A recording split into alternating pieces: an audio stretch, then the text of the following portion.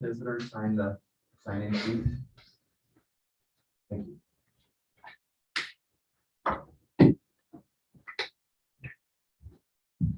You want to sit over there instead of your desk or something? I'm sure there will be public comment, so Dan Oh. Brandon gets to do a bunch of these tonight, so.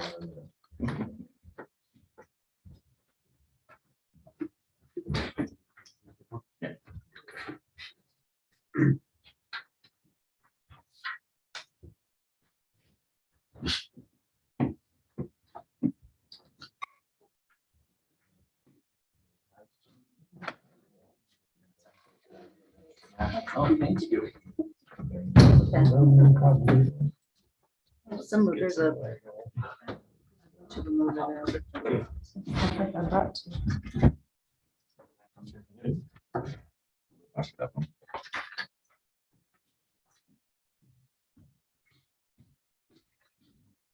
I'm ready. Okay.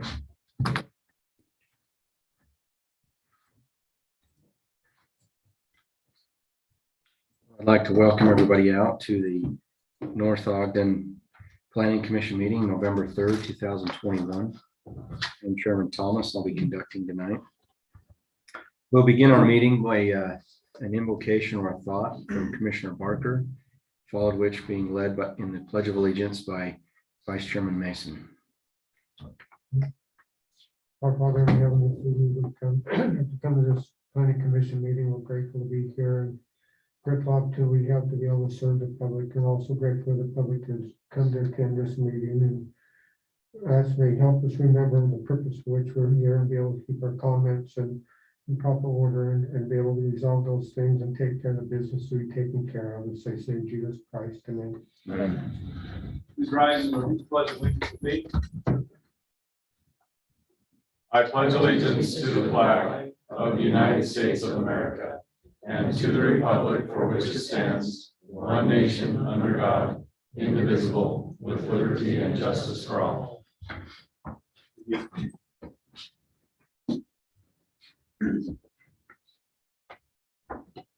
We'll make note that all commissioners are in attendance tonight. Item number 2, minutes consideration and action to approve the October 6, 2021 Planning Commission meeting minutes. Any corrections or adjustments that need to be made on the minutes? I don't know if this is all that important, but on the October 6th minutes, it has me via Zoom. I started out, but then I saw everyone was here. I think I got here by the time the Pledge of Allegiance was over. So, Oh, okay. yeah, I was actually in attendance.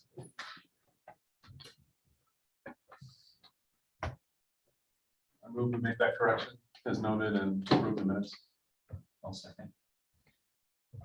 Okay, we have a motion and a second. All in favor? Aye. Any opposed? All right. Our opening meeting statement. I don't have a copy of that. We should let you read it. Oh, wait. All right, North Ogden City Planning Commission opening meeting statement. Before each agenda item begins, city staff will give a report. After the staff report, the item will be opened for other speakers.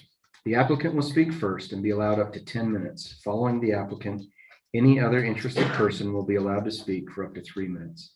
The applicant has final rebuttal time of up to 5 minutes. Any materials that are displayed or referenced, e.g. pictures or written materials, are part of the record and must be left with the Planning Commission. Speakers are required to have signed in at the door and will state their name and address before beginning their remarks. If you agree with the previous speaker, then state your agreement to avoid repetitious remarks. Speakers shall address the commission from the podium or microphone and shall address all comments to the Planning Commission. Please silence your phones. If you're attending in Zoom, please stay muted.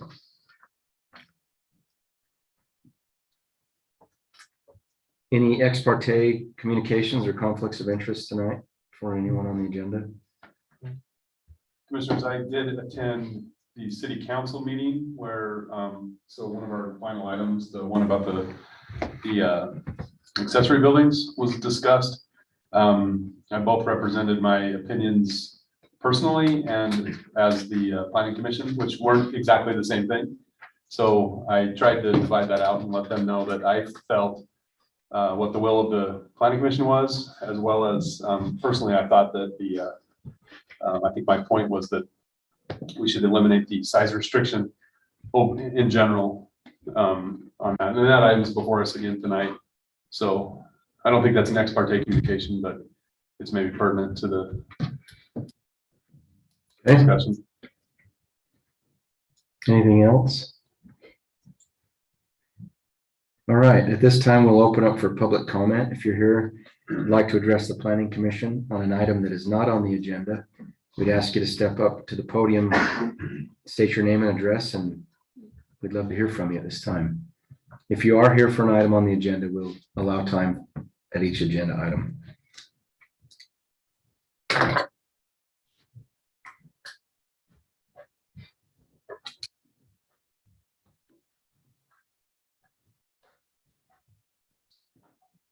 Well, I really don't know if this is concerning your agenda or not, so I'll let you tell me for sure. My name is Rod Carney. Currently live at 3255 North, 800 East. I guess I'm here to, I believe it's part of the agenda, but I wasn't sure of that. I'm here to ask for basically a recommendation for the next city council meeting. This does have to do with an accessory building. We are trying to, I do have some handouts if it's easier to follow. I don't know if you need those or not, but we are currently trying to build at a lot just down the road from us. It's actually just got issued the address. It's 808 East, 2850 North. The property is 3.59 acres, and currently we're hitting that wall of the accessory building. The accessory building. Which parameter are you up against? I'm trying to help you decide if this is going to be part of the discussion. Just a size restriction, sorry. For the overall footprint? Yes, for the accessory building. And is that the only thing that's stopping your? Yes. And we've actually been issued the building permit for the home, but not the accessory building. So that is, Yeah. that is going to be brought up tonight. Do we want to have that? Yeah, that we probably ought to. Then we're going to be in the middle of discussion with it on 11. So then come up to talk then. So that way we're fresh on it as we discuss. Okay. no, You're that's welcome to fine. express now, but if you wouldn't mind waiting, then we'll do it during the public hearing. You betcha. Thank you. Thank you. Thanks for bringing the handouts. Too.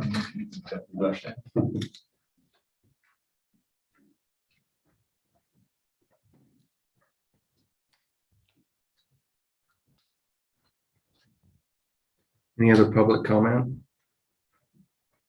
John, do we have anybody on Zoom?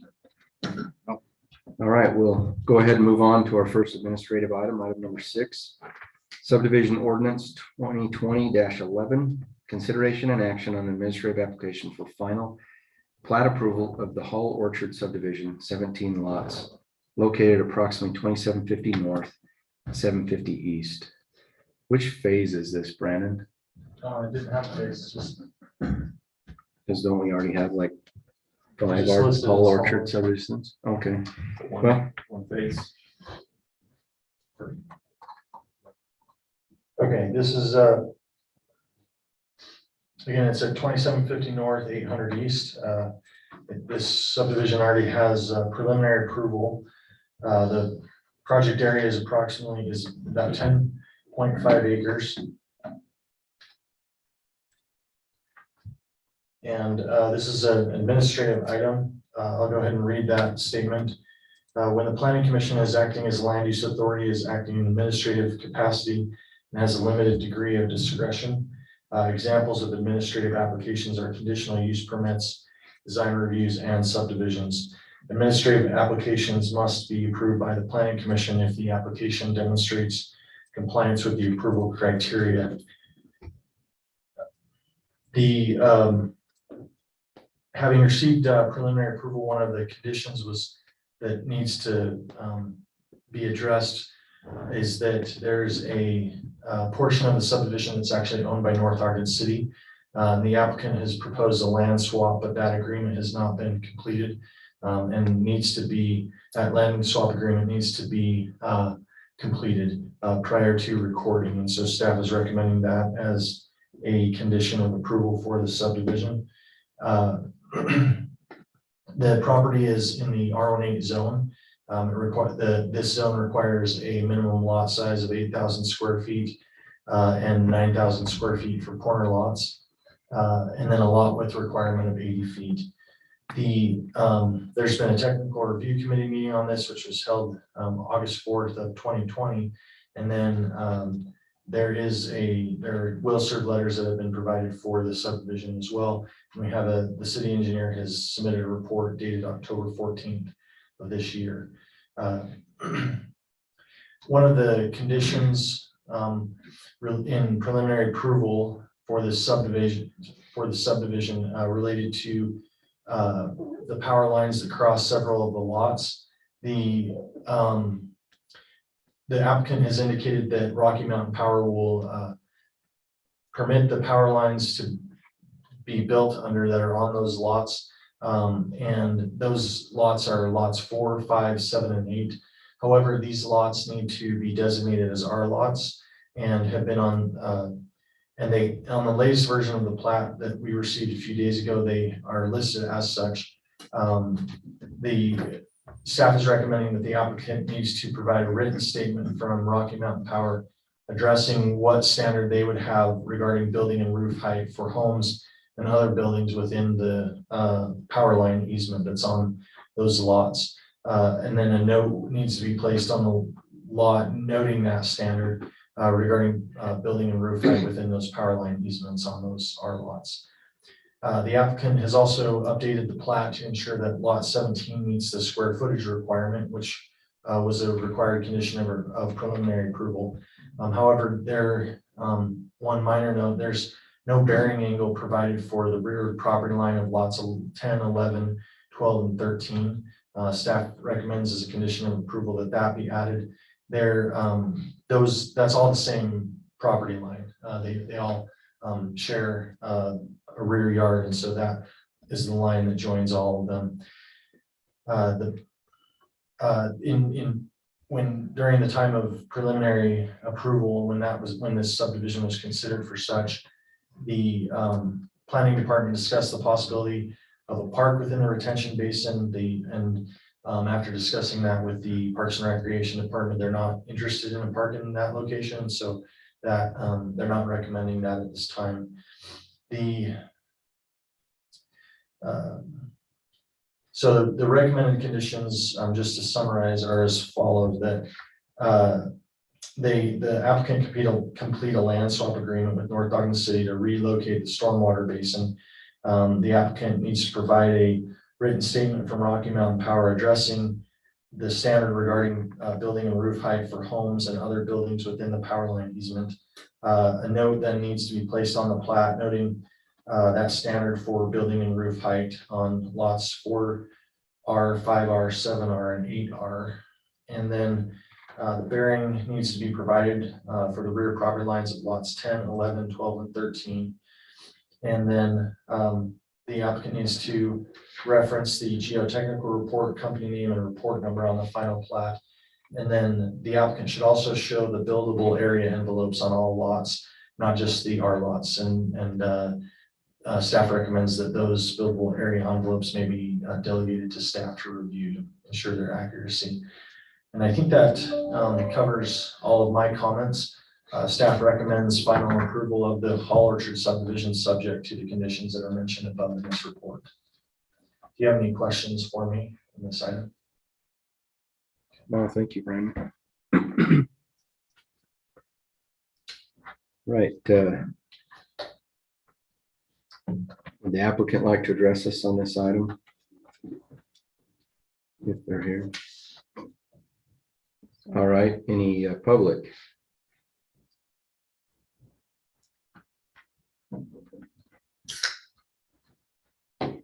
JD Pass, North Ogden resident. I just wanted to bring something to everyone's attention, just because I remember this in the last meeting. Not the last meeting, but the last meeting that this was discussed. The developer agreed to grass the detention basin area. So I just want to make sure that that doesn't get lost in translation somewhere. So even though it's not going to technically be North Ogden Park or have swing sets and all that stuff, I just wanted to make sure that that's addressed. Thanks. Thank you.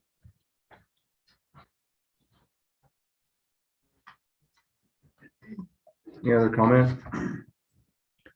All right, From Randall. So that lot 17 is like the bare minimum 9,000 square feet. Yeah. But it is 9,000 square feet and that's been. Fair. Yeah. I mean, if they're stating that it's 9,000 square feet, and it was adjusted from our prior version that was like 8,500 or 600. So.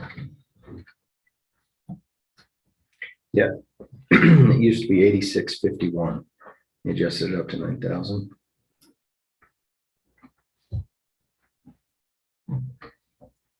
Right, lot 17. Yes. Yeah.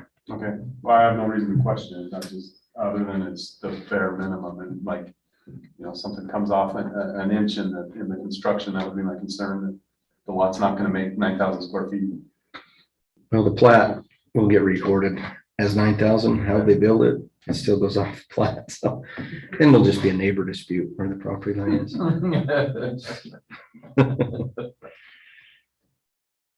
Any discussion from the commissioners? Well, regarding the grassy area, Uh-huh. I don't recall that at all. But I don't question that it was discussed, but I wonder what the value in grass seed an area that's not gonna be maintained is. I mean, if you're gonna throw down grass seed and not water it, are we just wasting grass seed at that point? Or, It will be grass and it has an irrigation system. And who will maintain it? It's a city's detention basin. We will end up maintaining. Yeah, so it's not gonna be a city park, but Gotcha. the city's So- maintaining the detention basin. okay, So, good clarification, thank you, yeah. So I think that should be part of our final approval to include that then.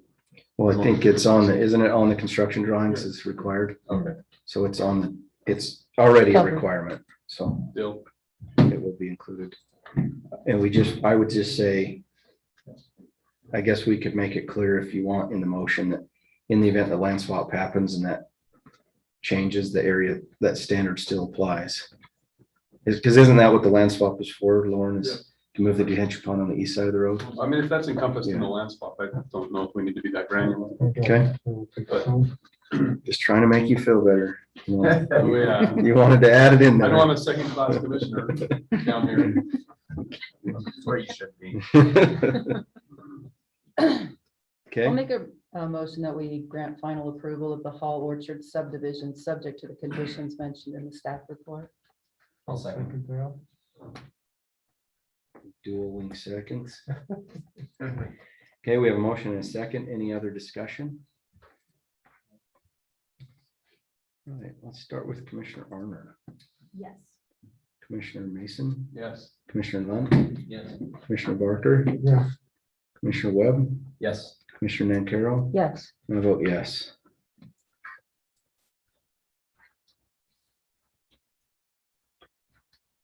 All right, item number 7, subdivision ordinance 2021-7. Consideration and action on an administrative application for final plat approval of the views at Rockwood subdivision, 36 lots located approximately 3850 north, 475 east. Presenter is Brandon Bell. So this is project area on this subdivision is a little over 21.5 acres. The zoning is HP1. A portion of the property was rezoned as part of related to preliminary approval. And the applicant is now asking, requesting final approval.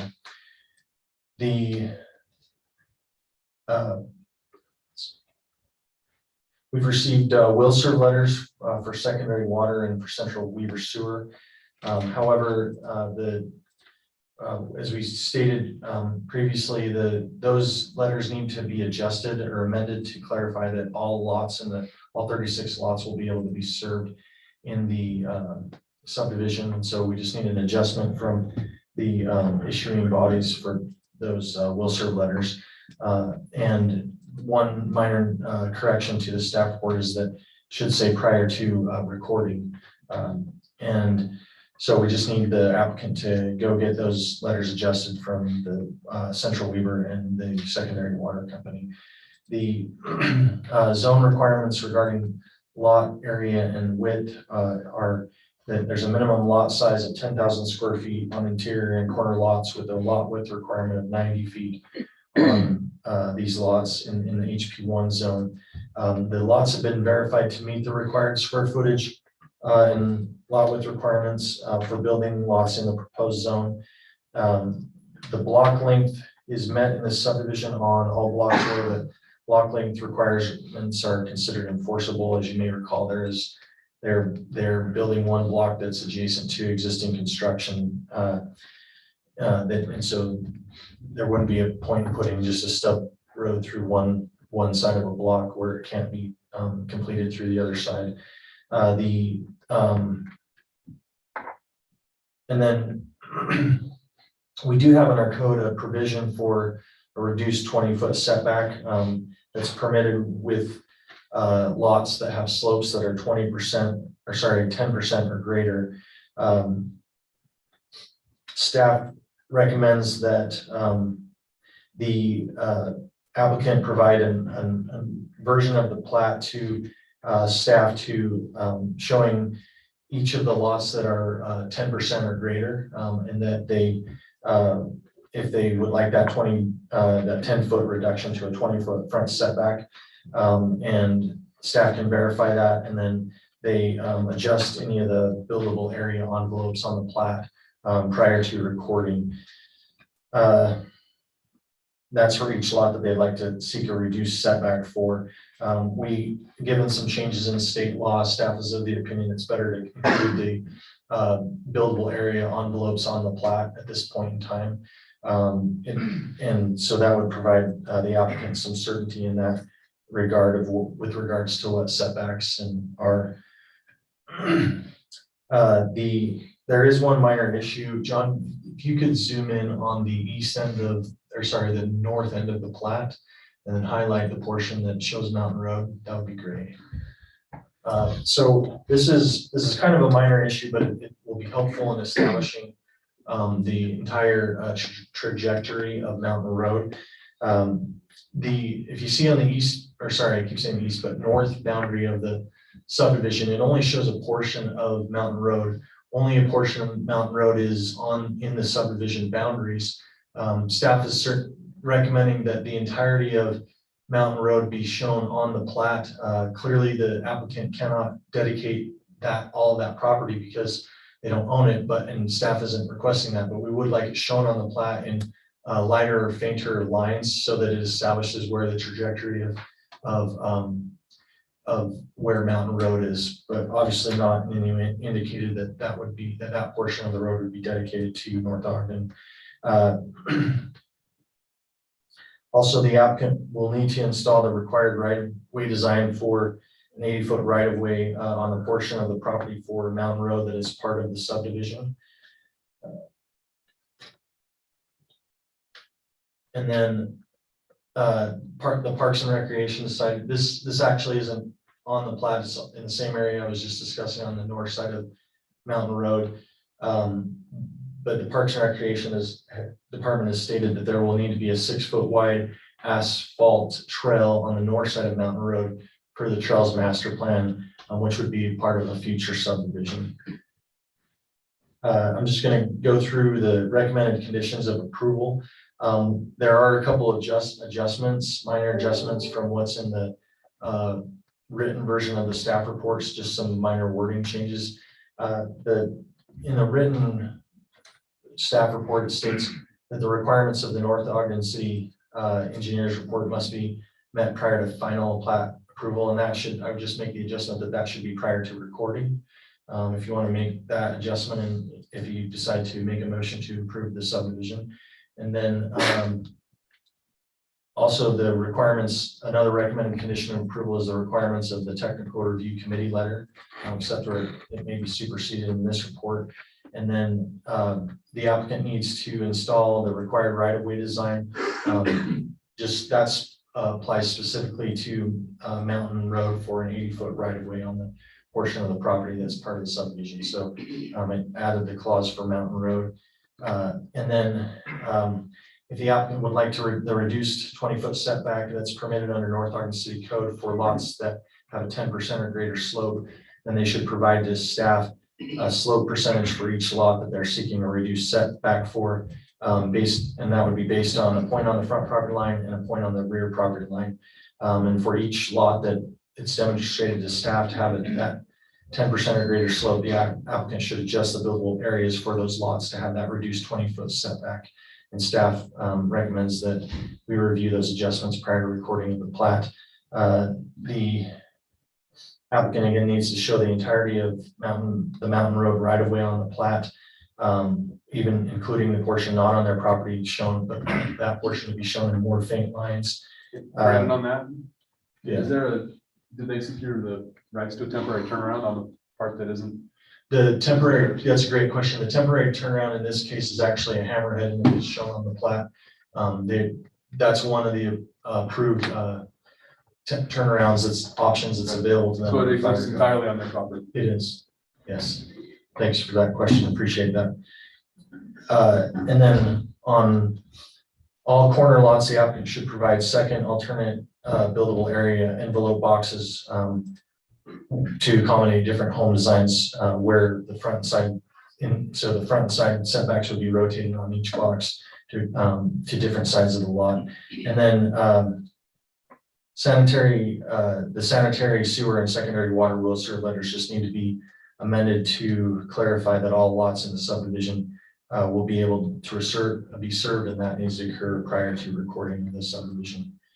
Staff does recommend that the Planning Commission grant final approval of the Views at Rockwood subdivision, subject to the conditions recommended in this report. Does the commission have any questions for me? I just have one question. So I think I got the two changes you had to your recommended conditions of approval. Was there a change to bullet 4 on the slope? Was No. there a change?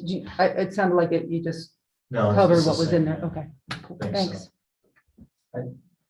Just questions on the Mountain Road stuff. So for the designs that we've been talking about for Mountain Road, 85 feet is sufficient, right? It's 80 feet, but yes. So there's a little extra there based on the 41 and 44 on the map.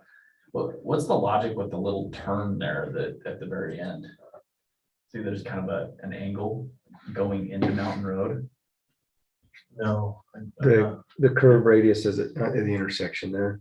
Yeah, I Talking mean, the lot cross- 30 kind of comes down a little bit. Just to into get it at the 35, 90 it's- degree, Yeah, 90-degree and angle maybe on that's, the road. I'm just curious. I could answer that. Okay.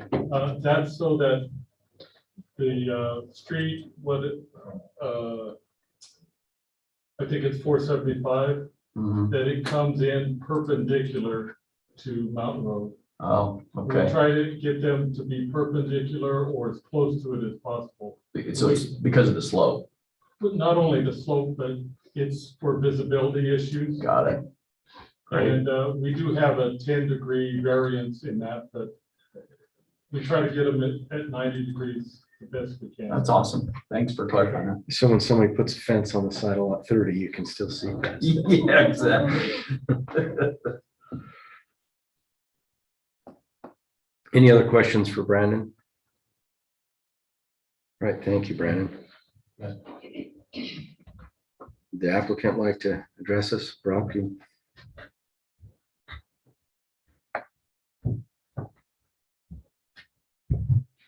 Commission, thank you, Brandon.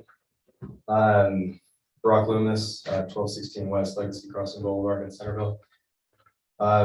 Just one thing I wanted to clarify, and I'll be brief. Condition number 3, the applicant needs to install the required right-of-way design Mountain Road. I think we need to change that to say that we are going to bond for those improvements, not actually install them. I think our conversations to this point have been that it makes more sense for that road to be built all at one time and not build a triangular piece of that road. So my conversations with Lauren Gardner is that we will be putting in that temporary turnaround and bonding for all the costs of that in the future. And then when the city puts that in, the money will be there. Yeah, I remember the discussion on that on preliminary. Is that, did we finalize that? Lauren's shaking his head, yeah, so Do you agree with that one? sounds like that's, Everything else is, I think is great. We just wanted to change that. You have any questions for me? Thanks for You bringing didn't that want up. to build 80 feet of mountain road? I don't. on one end and 30 on the other. Yeah, exactly. They start with 2 lanes of traffic and end with the bike lane. Yeah, just let it crumble there until it. All right, thank you. Any public that'd like to comment on this? All right, commissioners, discussion and or recommendation, action? Sorry, not recommendation. No, but before I make a motion, I was just curious, the gentleman who just spoke, what is it we're adding to this So about the right of way? install the something about the required right-of-way bond, or- design Yeah, for, so do we need to add that at this point? I'm not already been taken care of. I think, yeah, just the Okay. correction, but I read that as the design for the road, not build the road, but Right, as on the plan, but we don't have a specific design for Mountain Road yet. So You could add or bond for those necessary Yeah. improvements. the approval has been given to bond for the Mountain Road portion of construction to be done with future. I'm gonna go ahead and make a motion that Planning Commission grant final approval of the views at Rockwood Subdivision, subject to the conditions recommended in the staff report with a few modifications. On bullet number 1, requirements of the North Ogden City Engineers Report must be met prior to recording in lieu of prior to final plat approval. Does that cover me? The second change is to bullet number 3, where the applicant needs to install the required right-of-way design for an 80-foot right-of-way for Mountain Road on the portion of the property that is part of the subdivision, or bond for necessary improvements. Covers it. I second that. We have a motion and a second. Any other discussion? Commissioner Mason, Yes. Commissioner Lunt. Yes. Commissioner Barker, yes, Commissioner Webb, Yes. Commissioner Nancarrow, Yes. Commissioner Arnold. Yes. And I vote yes. All right, item number 8, subdivision ordinance 2021-11. Consideration and action on administrative application for final plat approval of Randall Homestead, 1 lot subdivision located at approximately 1700 Fruitland Drive. Presenter is Scott Hess. Great, thank you. I'm assuming you're gonna explain why we have a 1 lot subdivision. Yes. for- So the reason we have a 1 lot subdivision before us is that there is road dedication along 1700 North. So in most cases, this would be a minor subdivision that would be taken care of administratively, but on the plat, with John can kind of run the cursor across that section of 1700 North, where this property previously owned out into the road. And this has been a multiple step process to get to a subdivision. It began with an annexation request that had to have a zoning applied to it, and then now there's been a subdivision request with dedication. So they're a full-blown developers with a now 1 lot subdivision. So the subdivision is 1 lot on the west side of an existing larger lot. They have a remainder parcel that has their existing home on the corner of Fruitland and 1700 North. Lot 1 will have improvements on it, sidewalk, curb, gutter, asphalt extension. The applicant has requested that we look into an improvement deferral or an improvement agreement that would allow them to keep their row of existing old growth pine trees until such time that the improvements are needed to run in along that road. So that's something that gets worked out with city council. We can still recommend this be approved as is. If you remember back to the preliminary plat, there's a couple of legal non-conforming sheds on the property that are just barely too close to the property line. The property owner to the north was agricultural and really have zero or limited impacts on any surrounding property owners there.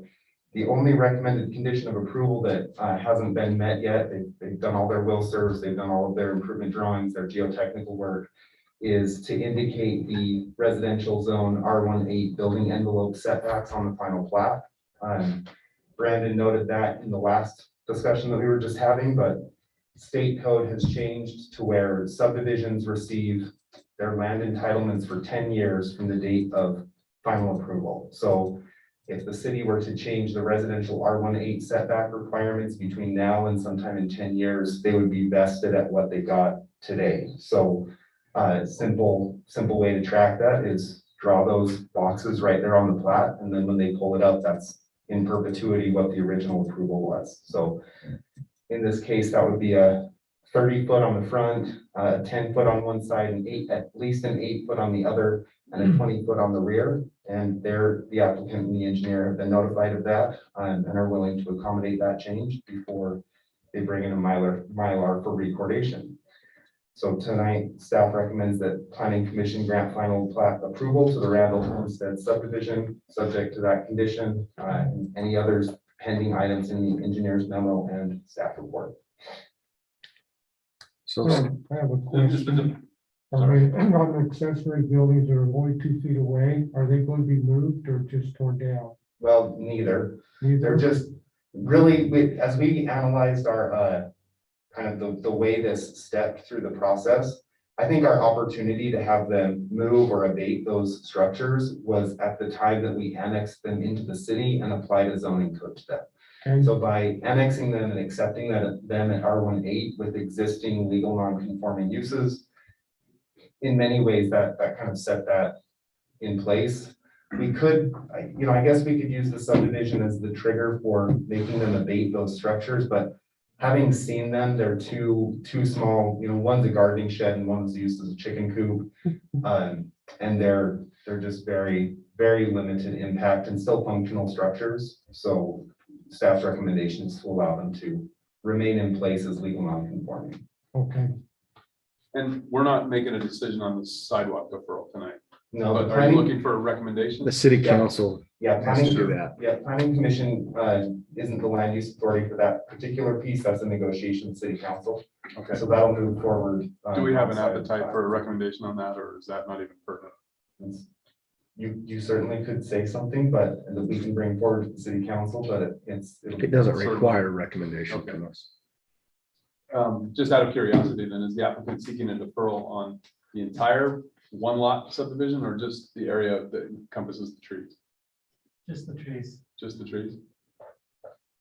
Yeah, they'll be cutting the road to add in the water and sewer infrastructure. So there's some amount of asphalt that will be built out and curb and gutter. It's just really, the sidewalk almost lines up directly with this row of old growth pine trees.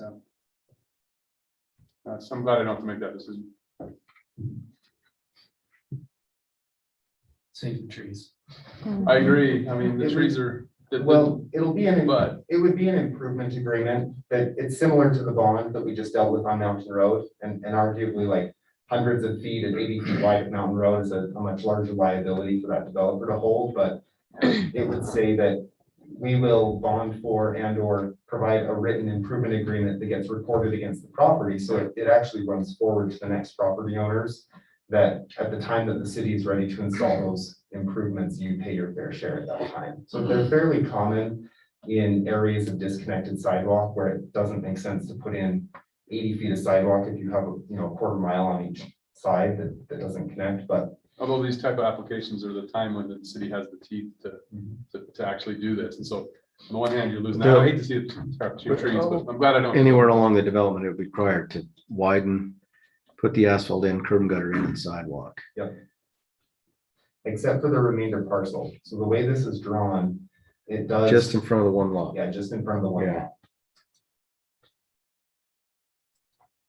They already have curb and gutter Yeah, Correct, yeah. the, They've got a curb gutter on the other. There's a pretty significant grade change between Fruitland 1700 on that corner and their existing property. So sidewalk on that corner in the future will be highly impactful to their existing yard and grading and. yeah, I mean, something to be dealt with in the future. I'm of the opinion, if we don't have sidewalk around there, then no big deal, but I wouldn't want to defer the curb and gutter and asphalt. So if they had to be removed to put those in, then I that's, think that the curb, I think you'll be able to get the curb in. I don't know, we'll have to see what the improvement drawings show. yeah. So. Any other discussion?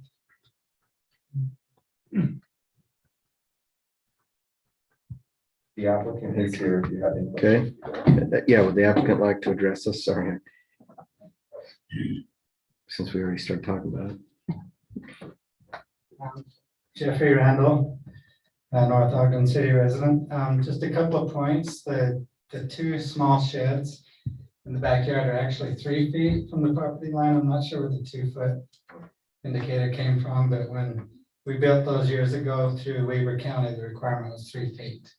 And that's what they are. I'm not sure what the. So then, sorry, then what it is they're one step too tall for the 3-foot distance away on the R18 property, pending the entire discussion we have tonight.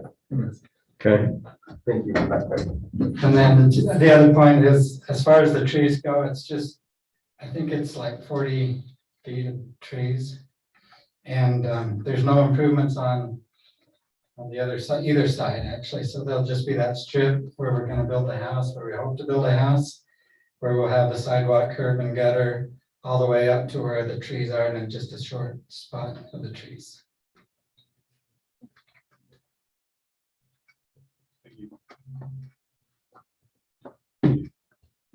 anybody at the public like to address this item? All right, planning commissioners. I'm of the opinion that those accessory buildings are hurting nothing and haven't been hurting. I think they should, as staff recommends, be left as non-conforming buildings. And Agree. I'm really glad we don't have to make a decision on the sidewalk, because that is tough. I see pros and cons of that, and best of luck. I could argue both points of that probably all day. And so good luck when you go to the city council. That's going to be a tough one, in my opinion. You know, I hate to see somebody lose healthy, beautiful trees in front of their home.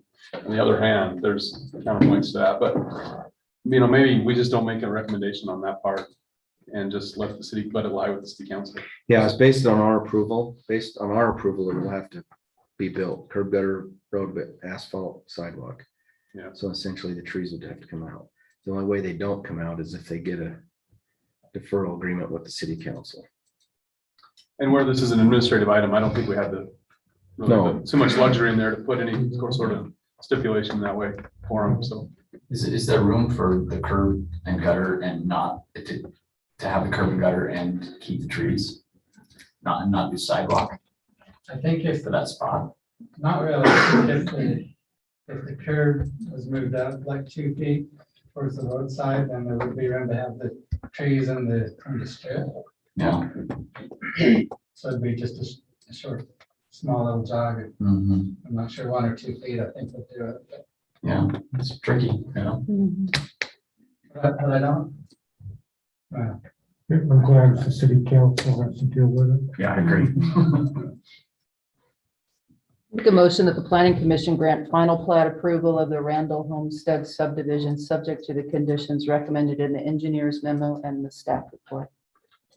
I'll second that. Motion and a second. Any other discussion? Commissioner Barker, Yes. Commissioner Webb, Yes. Commissioner Nancarrow, Yes. Commissioner Arner, Yes. Commissioner Mason, yes. Commissioner Lunt. Yes. I vote yes. All right, thank you. Our first legislative item tonight, item number 9, zone text amendment 2021-6. Discussion, consideration, and recommendation on legislative amendment to adjust the standards for accessory buildings. Am I reading this wrong? Like, our discussion about this Do we want to have, is that relative to the public hearings?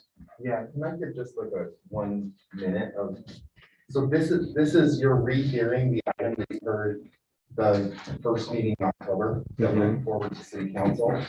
And city council made some recommendations in that meeting and then also heard from other public regarding other zones as well as exterior building standards and materials. And they wanted to look at this all as a package. So what you're seeing tonight, this first recommendation or this first item from Brandon is essentially a redo of what you have seen before, but then there's all the other items packed onto it. So each one of them have been re-noticed as public hearing, just in the vein of being absolutely transparent with what's going on. And the council having, it was a tabling type of motion, the way that they canceled it, but they essentially stopped the item in its tracks. So we're just circling back and we're going to start back through and have these discussions. They Can I thought just they explain- tabled it, but they denied it. Yeah. Can I, if I could add on to that a little bit. So having been in that meeting, my perception of it was that at the onset of the meeting, they had a public comment that asked for accessory dwelling units to be able to be built out of other building materials, meaning corrugated steel or some, I think it was. I didn't see there was a handout given to the city council with a beautiful steel building, I believe. And then as our item was, not our item, but the item that came before us was presented, and I went up to give our spiel on it. The mayor said, well, hey, what about the gentleman who spoke to us at the onset of the meeting? He has an iron in the fire with accessory dwelling units as well. And at that point, I felt the city council was like, oh, hey, we're not just going to throw stuff in. We're going to holistically review this again. And it was, well as it was brought up in our meeting originally was, well, hey, if this is good for zone RE10 or R110, should it not also be for RE20 and all the other R zones? Remember that part of our discussion? Mm-hmm. And so they had some of the same questions, and Scott answered that and said, hey, if they were going to apply that to other zones, we'd have to have another public hearing. That would have to go back for the planning commission, et cetera, et cetera. Do you think I'm capping this correctly? So that was my beef on it. Was they didn't necessarily disagree with our recommendation. There was just some externalities coming in as well. So, and I don't want to. From this report, it seems like materials, like specifically metal buildings was a Yeah. big issue that maybe we're not so fond of in certain. Well, let's, We didn't So address there's the a- metal buildings. let's Okay. let staff address this with what was done and then have our discussion. Okay, so Brandon? as has already been mentioned, this is the first of 3 items. This is only considering one set of issues. The other issues that will be discussed in the later 2 items involve issues relating to metal buildings and other building materials. And then the other item that will be addressed separately is the other zones, including the RE20 zones and the HP1 zones. This specifically, what I'm going to discuss, this relates specifically to the R1 zones. It's already been discussed by both the city council and the planning commission, and it addresses a few key items that the planning commission about a month ago, you achieved consensus on. This ordinance is only presenting one minor change to that, and I'll discuss that in a moment. I'm not going to go through my entire report, since even though I know I'm sure it's just fascinating and you're disappointed about that. But what staff's basic point of view is that there's a range of reasonable solutions on accessory buildings, and that those range of solutions that are successful, they balance the interests of property owners desiring to build accessory buildings with and their rights and property rights, but also the rights of neighboring property owners who live on properties adjacent to accessory buildings. Basically, we think that those issues center around issues relating to distance from the property line, blockage of light, heat radiated onto the neighbor's property, and noise, but noise is addressed through our noise ordinance. And so the ordinance as proposed attempts to balance both of those sets of rights and mitigate any impacts on neighbors while still allowing reasonably sized property accessory buildings. The one change from the last time that this was discussed at Planning Commission that was proposed at City Council, the mayor actually pointed out that it would be more consistent to have the buildings that are greater than 10 feet in height to begin at 5 feet from the property line and go to a max height of 25 feet that would end up at 20 feet from the property line. That would be more consistent with what's allowed for accessory buildings and also for main dwellings, so just homes. I would also say that I actually do prefer that as well from a professional perspective. I think that we need to give a little distance of accessory buildings from the property line for the sake of drainage, particularly as they get larger. If you have a lot of sheet flow coming off of a roof, it needs an area to drain on. And even though they're 5 feet from the property line, eaves will overhang that. If this were adopted, they'd be 5 feet. The eaves in our code are permitted to overhang that a little bit. And so you put it at 3 feet from a property line with an eave, you can have up to 2 foot eaves, then the eaves are only 2 feet and the drainage is hitting around 1 foot from the property line. So I think that there's reasons to move larger buildings towards 5 feet. The other difference that is different than what was on the ordinance that was given to the Planning Commission last time that the commission discussed it. At the beginning of the meeting, I think the cap that staff had proposed was, I believe, 1,500 square feet for the R1 zones. The commission then recommended that be applicable to lots or parcels that were less than 1 acre, but then increase the size for lots or parcels that are 1 acre and greater to 2,500 square feet. So this version of the ordinance reflects that. The other main change from the currently existing and adopted ordinance is that we're just making a technical change to apply a roof pitch requirement of a minimum of a 412 roof pitch to accessory buildings so that it only applies to accessory buildings that are greater than 200 square feet floor area. So I think that we discussed it sufficiently last time, and hopefully that summary is good enough for you, but on this specific issue or a set of issues related to accessory buildings. But if you have questions for me, I'm willing to take those. Okay.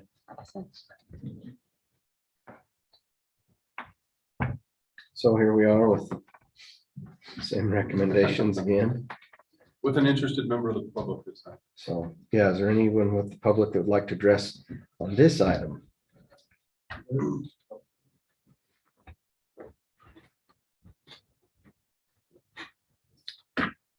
I'm Brian Udell, 2708 North, 1325 East. One thing that wasn't brought up was it's my understanding that an accessory building has to be 60 feet from an adjacent building.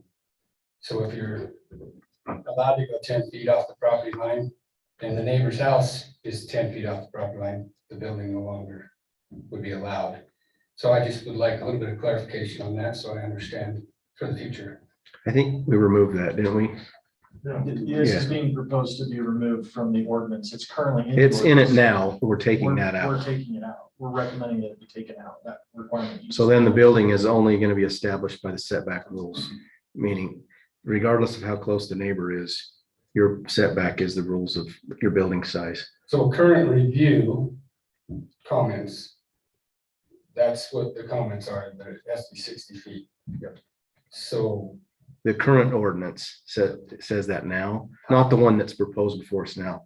It's on the city code now that it has to be 60 feet. We're taking that out with this new proposed ordinance. April 2020. okay, so the square footage size would remain the same with the revised setback. Well, Yeah, so in 2020, the building size got smaller and the required separation got larger in the April 2020 ordinance change. This ordinance change eliminates the separation requirement and actually increases the total size of the building in two different steps. It goes from 1,000 square foot max to 1,500 unless you're larger than an acre, in which case it's 2,500 square feet. But the distance provision to a neighboring structure has been recommended to be eliminated just based on the fact that it becomes like a who came first issue for property owners. It's not approved yet, but It's not that's what we're That's proposing. what's in this. Well, sir, before you sit down, I have a question for you. Yes. Regarding the building size limitation, square foot limitation. You seem like you have a vested interest in this. I'd just like to know if you had an opinion on that size, if that's too small, if that's too limiting, if that's too big. I hate to put you on the spot, but I I do have a vested interest, general contractor in the area. Sure. Submitted for permit for a pool house, Uh-huh. which is a garage. And we had meetings prior to, during design, so that we did not design something that wouldn't conform. Mhm. However, this requirement got past us and we designed something that didn't conform. And how big was it? I believe it's 1,700 square feet. On less than an acre? Yeah, Okay. and so now, we submitted and now we got a review that says you can't do this. Okay, so let me ask you this, because I don't have a vested interest in this, but I have an opinion. What is it? Is it built? Did it get built? No, it's Okay. designed and scheduled to be built, And now you obviously then don't feel that's too big. 1,700 square feet. Yeah. I'm a general contractor. Thank you. No further questions. Okay, that's all the questions I have. Thank you. I was leading the witness there. Yeah, asking a car guy if the garage is too big. Do we have another comment? Just one quick question. Everything that you just discussed has nothing to do with RE20, right? No, that's the next, that's the next step. However, Yeah. this ordinance covers the size of your garage, right? No, because they're RE20. I'm just looking at greater than 1 acre, sorry. Yeah, sorry. Yeah. You've got RE20 is separate, yes. many layers of the onion. I still feel, in my opinion, commissioners, what we've done, what we have is this one size fits all ordinance that says, oh, hey, well, I shouldn't say one size fits all. It says, because there's bigger lots out there stuffed in smaller zones, or smaller zones, there's bigger lots that exist in RE10 or RE20 and R110. You can have a bigger lot. So what I'd like to see from this, and this is, I'll put my cards on the table here, is to get away from limitation on square footage in general, no matter what zone you're in.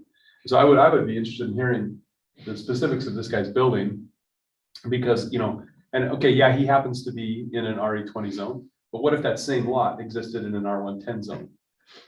Wouldn't we want those same principles applied? And in my opinion, Well, would it not doesn't be matter what the covered? zone is in. Wouldn't it be One pushback. covered in what we're looking at? Oh, no, that's right. Go ahead. The one pushback I would have is, I do think, and I have an RE20 zone. I do think RE20 zones, and we still have some ag land, Barkers, some of the stuff in the city's plan and the intent and the things that the community wants are to preserve open space. Mhm. And the best way to do that is to not make it hard for people to farm. So thinking about the RE20 zone as something that is separate and apart is helpful. It really is. Yeah, but I think what Brandon is saying is, what if you got that 2 acre lot and you happen to be in the R110 zone? And you want to build a building that's bigger than 2,500 square feet. Then the only path to that would be they have to rezone their lot, which is probably not likely to pass in a surrounding area of R110.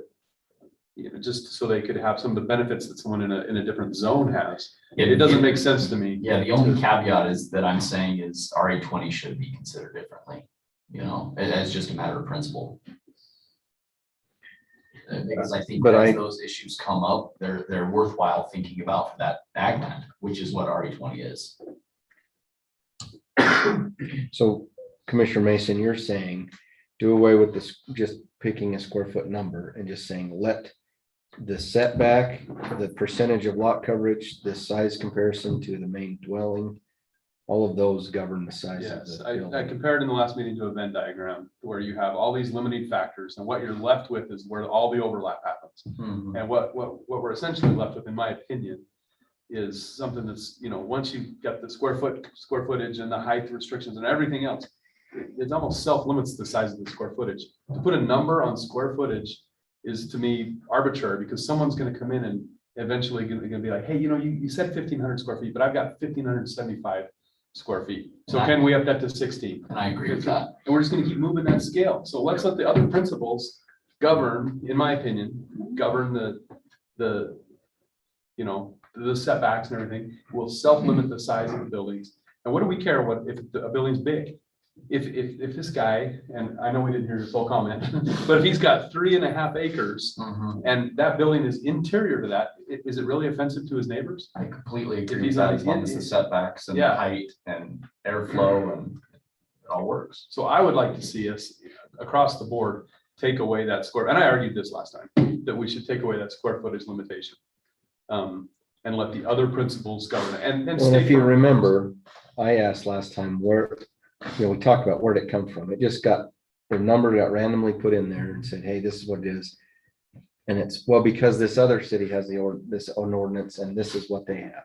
Yeah. I mean, the last meeting, the mayor even said, well, the county says it's this size, like they have a square footage.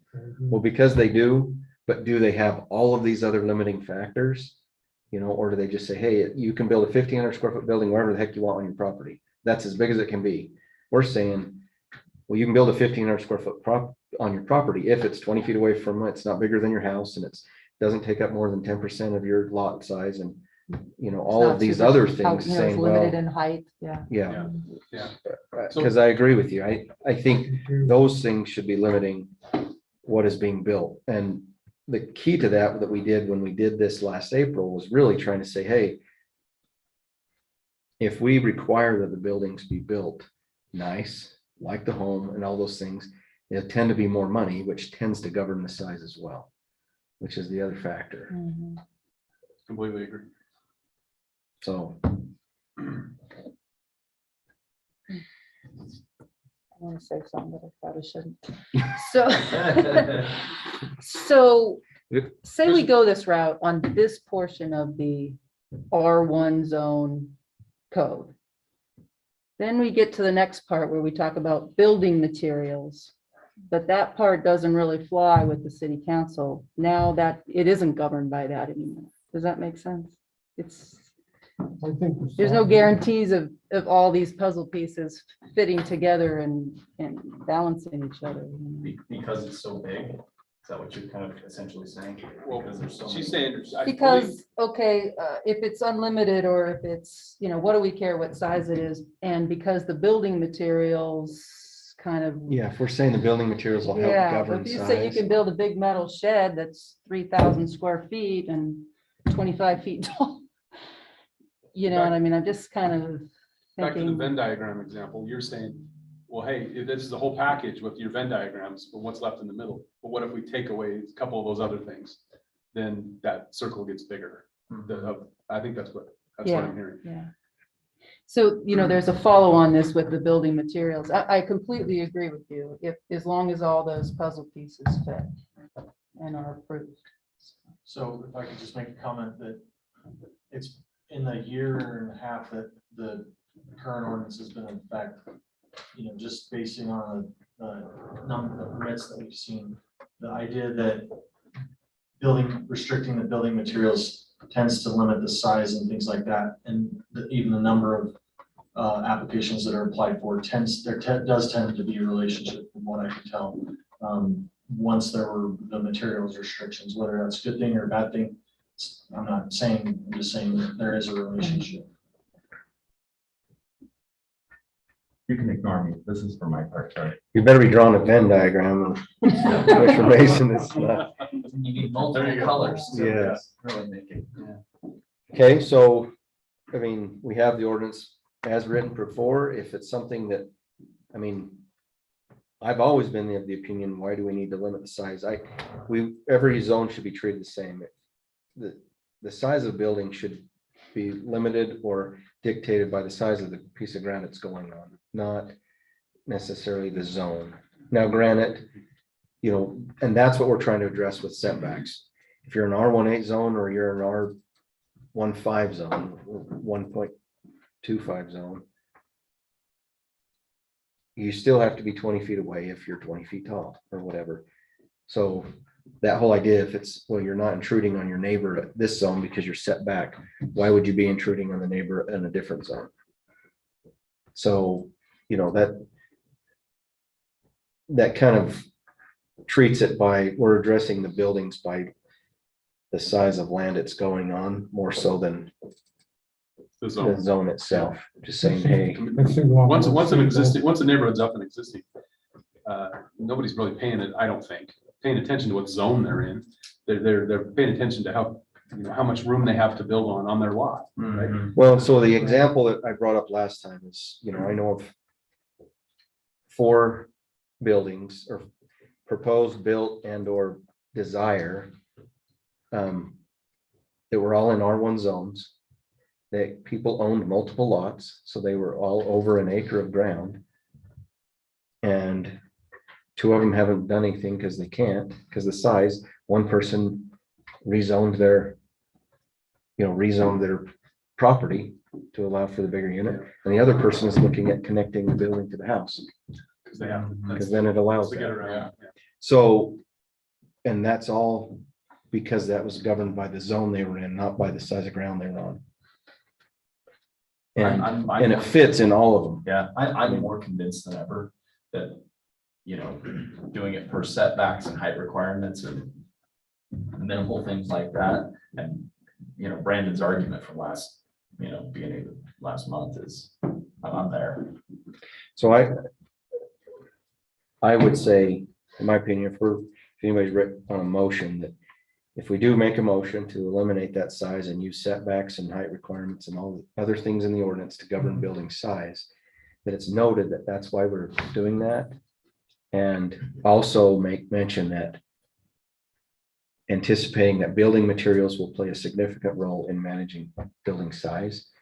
So that when the council sees these recommendations, that is on their mind when they're looking at building materials. The difficulty with what I experienced at the council meeting was I felt like I had this information to share with them. And I had one shot to stand up at the pulpit and give my 2-minute, 3-minute address. And then I had to sit down and be quiet as they deliberated.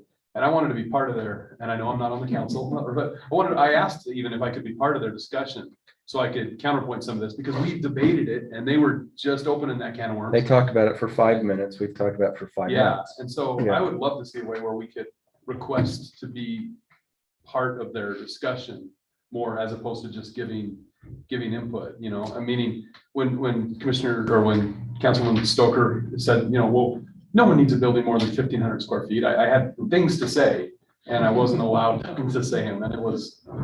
Well, so maybe in the recommendation, saying we recommend a work session to go, but for them to help them through the approval of these 3 items. And then that's where our forum is, that we get to treat it as a discussion rather than.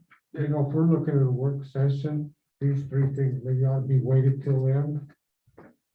And deal with all at the same time with the. Well, they have to go before us and for recommendation. So we can give a recommendation Okay. and then request that they be decided at the work session, which is their regular meeting. So they can vote and take action. Okay. And then they've received a recommendation from us. Is that the right process, Scott? That seems reasonable. The other thing I was just going to mention, and you do, you know, chair's prerogative, you want to take a vote, but it may be helpful to talk through some of the other zones, just so you can see the range of current accessory building standards that we have within our zoning code today. And then talk about consistencies, reasons for inconsistencies, you know, reasons for specific callouts, and then that might help shape like some of these decisions or the Venn diagram.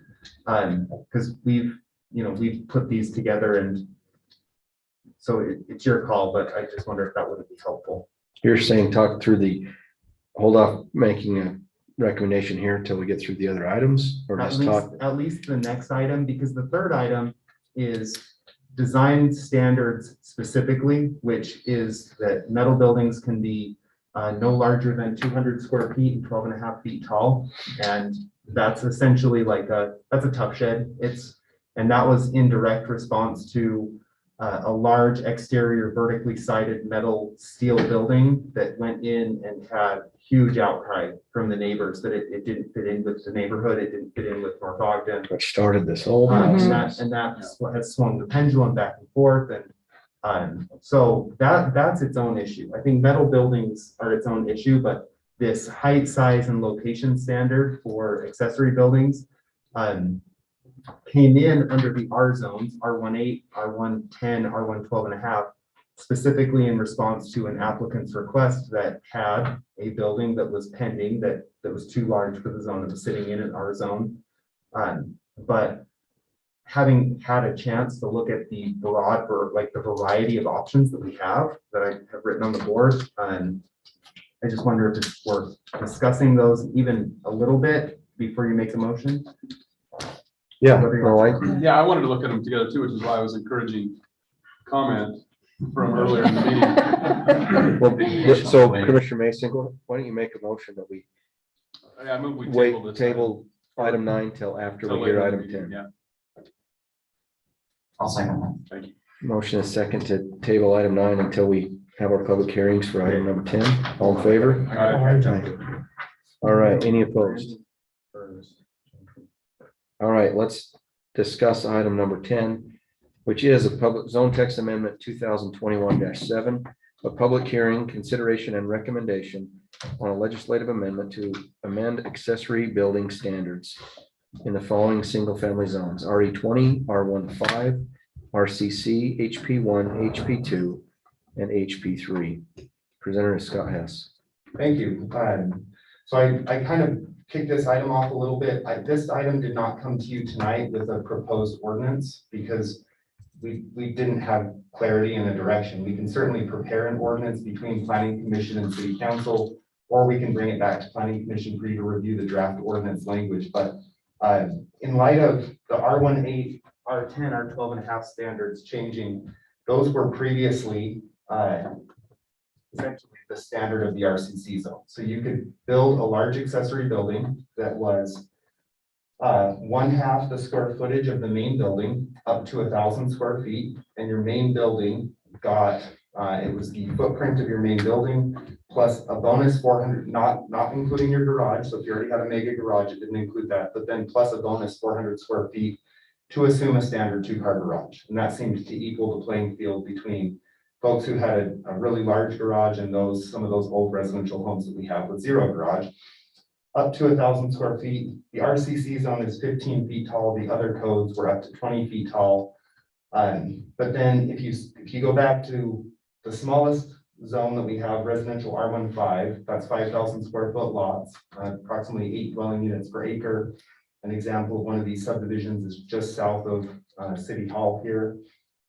They're effectively not allowed. There's 0 accessory building standards that are written into that code. Utah law would say that makes those not allowed. There's no provision for them. RE20 has a step-up provision depending on the acreage that you have in the property. So 1 acre is 1,500 square feet, 1 to 2, 2,000, 2 to 3, 2,250, 3 to 4, 2,500. So in RE20, to get the same standard here, you have to have, in RE20 to get the same standard as is being contemplated through this process in R18, you have to have 3 acres. And that's why I think it's helpful to have this discussion as a whole, because we could be creating situations where if you have 1 acre and 1 foot in an R18 zone on an 8,000 square foot, then or a zone, you can get a bigger building than you can until you reach 3 acres in RE20. The largest you can go in RE20 is 3,000 square feet at 5+ acres. Unless it's agricultural, right? We have I don't know. I thought we think the excluded agricultural agricultural buildings as any restriction on them. Is it? I can't remember. I thought it was just that if you Sounds call it an familiar. ag building, it eliminates the building permit. Like if you're building a barn. You don't need a permit for an agricultural building. I think it's up to 1,500 square feet. State law says you don't need to. But size for a barn or agricultural building falls under this. I thought for some reason it didn't fall under the size restriction, but It might be codified separately in state code, because I don't this is remember. what ours says. Now, here's another, we found this provision and I can't tell if it's a typo or was what the intent was from April 2020, but in the RE20 code, it says maximum size on lots or parcels less than 1 acre or adjacent to any R1 zone is 1,500 square feet. And that's almost all the RE20 zone pieces of property at this point. They're almost entirely surrounded by R1, or what you end up with is a 10-acre piece of property that just so happens to have a new subdivision to the north, rezoned R110. Now that 10-acre parcel is limited to a 1,500 square foot building. And I don't think that was the intent. Reading this, it seems like the intent was RE20 parcels that are less than 1 acre are 1,500 square feet, and that kind of levels that playing field. So that's another code piece that I think is worth looking at, because just for, we want to make it equitable to the property owner and what they want to do and try to mitigate impacts on the neighboring property owner. But just by the fact that the neighboring property owner happens to be an R1 at whatever zone, shouldn't really limit the ability of the neighbor in an RE20 zone to build their building. hence the, who cares what zone it is? If we have the proper setbacks, then And then the RCC zone is that same one half of the square footage of the main building up to 1,000 square feet. You can build one 15 feet tall. This is the more historical area of the city, smaller homes generally. And then the HP zones 1 through 3 is 25% of the footprint of the main home, not the whole house, but the main home. And you can build it 15 feet tall. And that works for some people. You've got 6,000, 7,000, 8,000 square foot homes up there, but some of those homes, the footprint isn't the largest part about them. It's the fact that they're, 3 stories deep and dug into the mountain and have all these balconies. So in those cases, it's the footprint of the main house, and that's a limiting restriction. But there might be inherent reasons why, I could argue for and against like a blanket statement for all of these zones. In the HP zones, the more impervious surface you put higher on the hill, the more need there is for stormwater detention, catchment, the impact. not in this city, but most times. Not in this city. That's where all the water does go into the ground up there in the rocks. Right, straight in the rock. Down here, it's the clay. In the RCC zone, at this point, it's pretty eclectic. You've got 2 family dwellings, you've got apartment complexes, you've got, brand new homes being built among historic homes. Does that restriction mean the same thing as what it should over there on R18? Because the size of lots on average in RCC run the same span of sizes from 8,000 square foot up to 1 acre throughout that whole entire central city area. And then the R15 area, just if you have a 5,000 square foot lot and you have a 2-car garage and you want a tough shed to put your lawnmower in, you currently can't do that. So I don't know what the best thing to do is. That's a lot. I'm, from a staff perspective, the Venn diagram thing, it sounds really good. It's really hard to administer. Numbers are really easy to administer, and that's what we do. We don't interpret the code. We do our best to not have to interpret written code. We do our best to administer it, and it should be easy to read, layman's language. And then the other part of that is if you want to go off of lot coverage, 50%, typically it's 50% lot coverage is our minimum vegetative area. That's all asphalt, driveways, rooftops, buildings, and usually, depending on the zone, 25% of what's considered the rear yard, which would be boundary boxed by where the home is up to your setbacks and side to side. Maybe that's enough.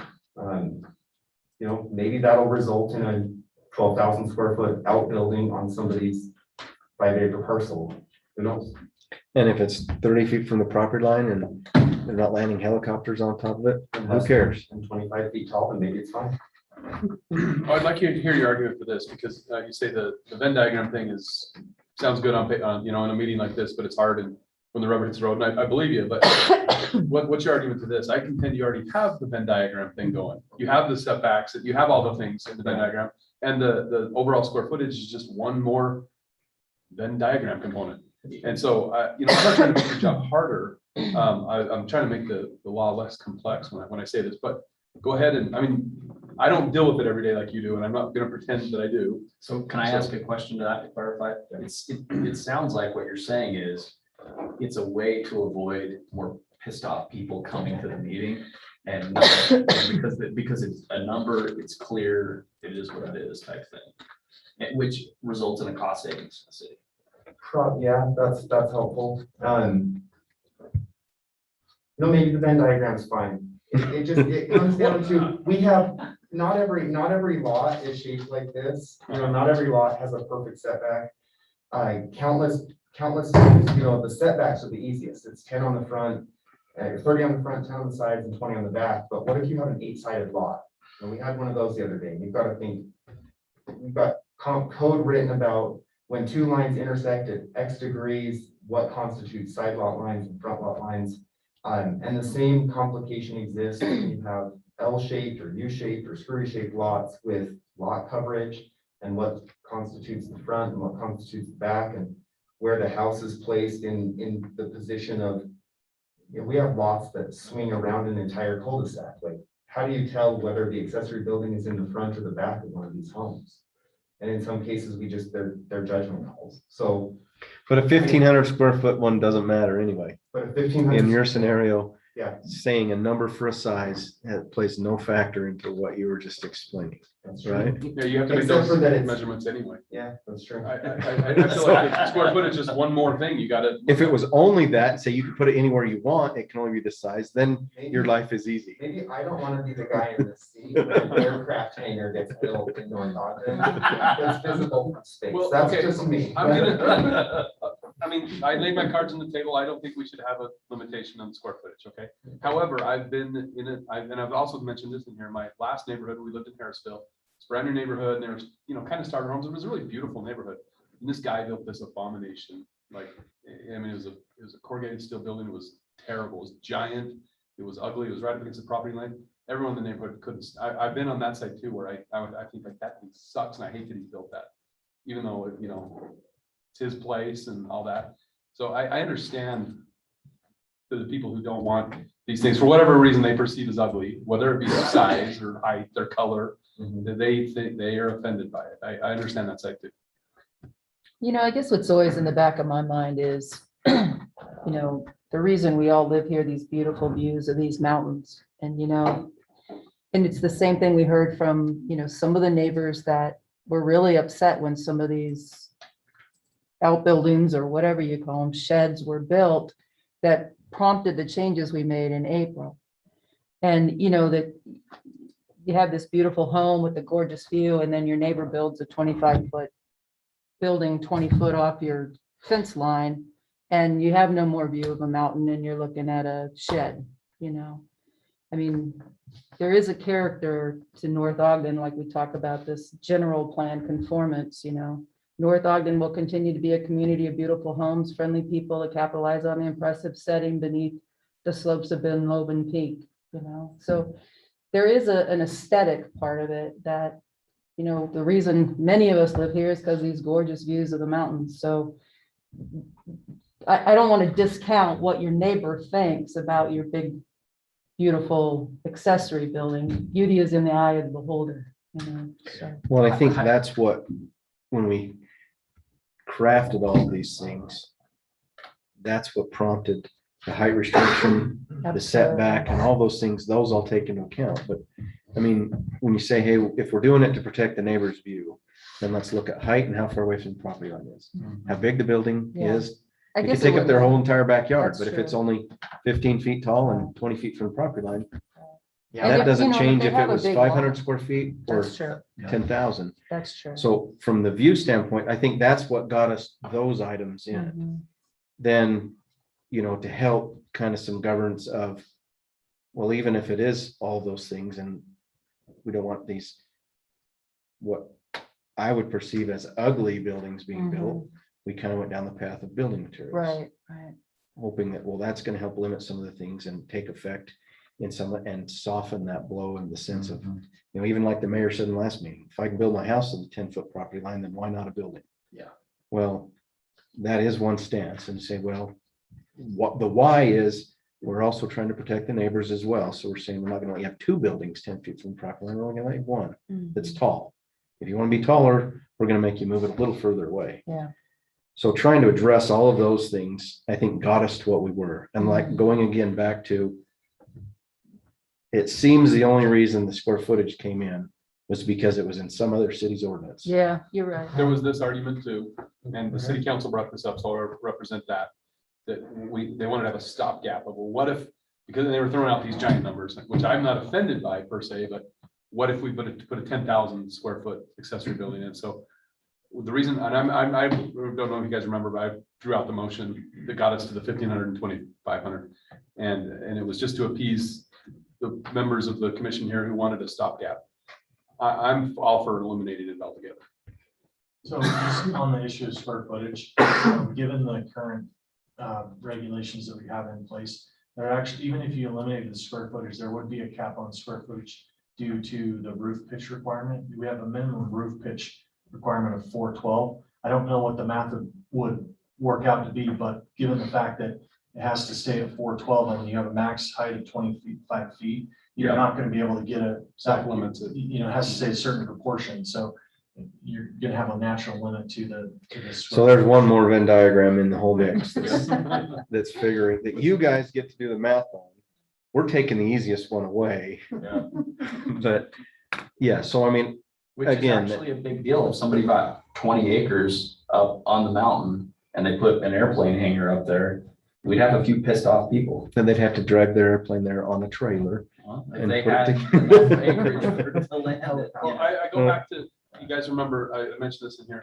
I used to play basketball out at a guy's house in Plain City, and he had a giant full court basketball court in an outbuilding, in an accessory building. Place was beautiful. It was also a gym. It was like a gym and a basketball court. And it was beautiful. I don't think that offended any neighbors, but he had horse property, he had plenty of room for it. And it fit. And, I just don't think you can look and just give a number and say that number is something we don't want. Something different we do have here though, as opposed to Harrisville or whatever, is, we're multidimensional. You go up the hill and people can, you look at things. And if there's a big freaking blue roof up there, it's gonna piss some people off. It There might could be a big beautiful, blue it might be- house too. It might be beautiful inside, wood floors or whatever, but if everyone's happy, in Harrisville, not everybody's looking at it. Here you got 20,000 people looking at it. Yeah, don't get me started on homes up there that have 400 lights on the exterior. No, Exactly. I do hate that, but it's easy. I Well, live in let's- society. So we've had a good discussion here on item number 10. Let's go ahead and open the public hearing. We'll open the public hearing now. If you'd like to address the planning commission on this zone text amendment 2021-7, please step up to the pulpit and do so now.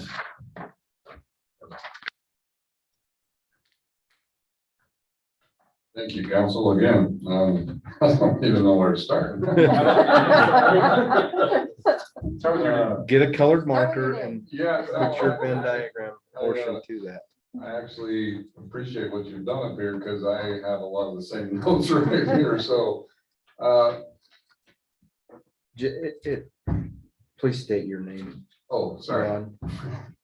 Rod Carney, North Ogden. I think I agree with a lot of things that have been said. I really, the biggest reason that we're here tonight is for 188 square feet. That's all I'm asking for is 188 square feet. I'm again on 3.5 acres. Currently I'm restricted to 2,500 square feet. Which is fine. 2,500 square feet is a big building, but it just so happens the building is designed and whatever at a certain size. It actually saves me a little bit of money. The building is 42 by 64. It Originally, I wanted a 50 by 50. 42 by 64 actually happened to be a little bit cheaper because it's done all the time, and it, for some reason, it works out math wise with the people that are building it.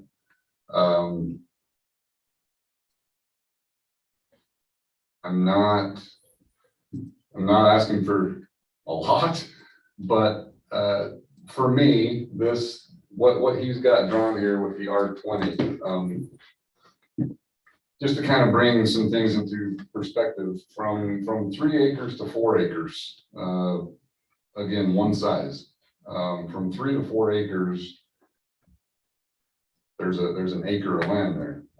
That's over 43,000 square feet difference between 3 acres and 4 acres. But yet, if you're on 4 acres, you're limited to 2,500. If I'm on 3 acres, I'm limited to 2,500.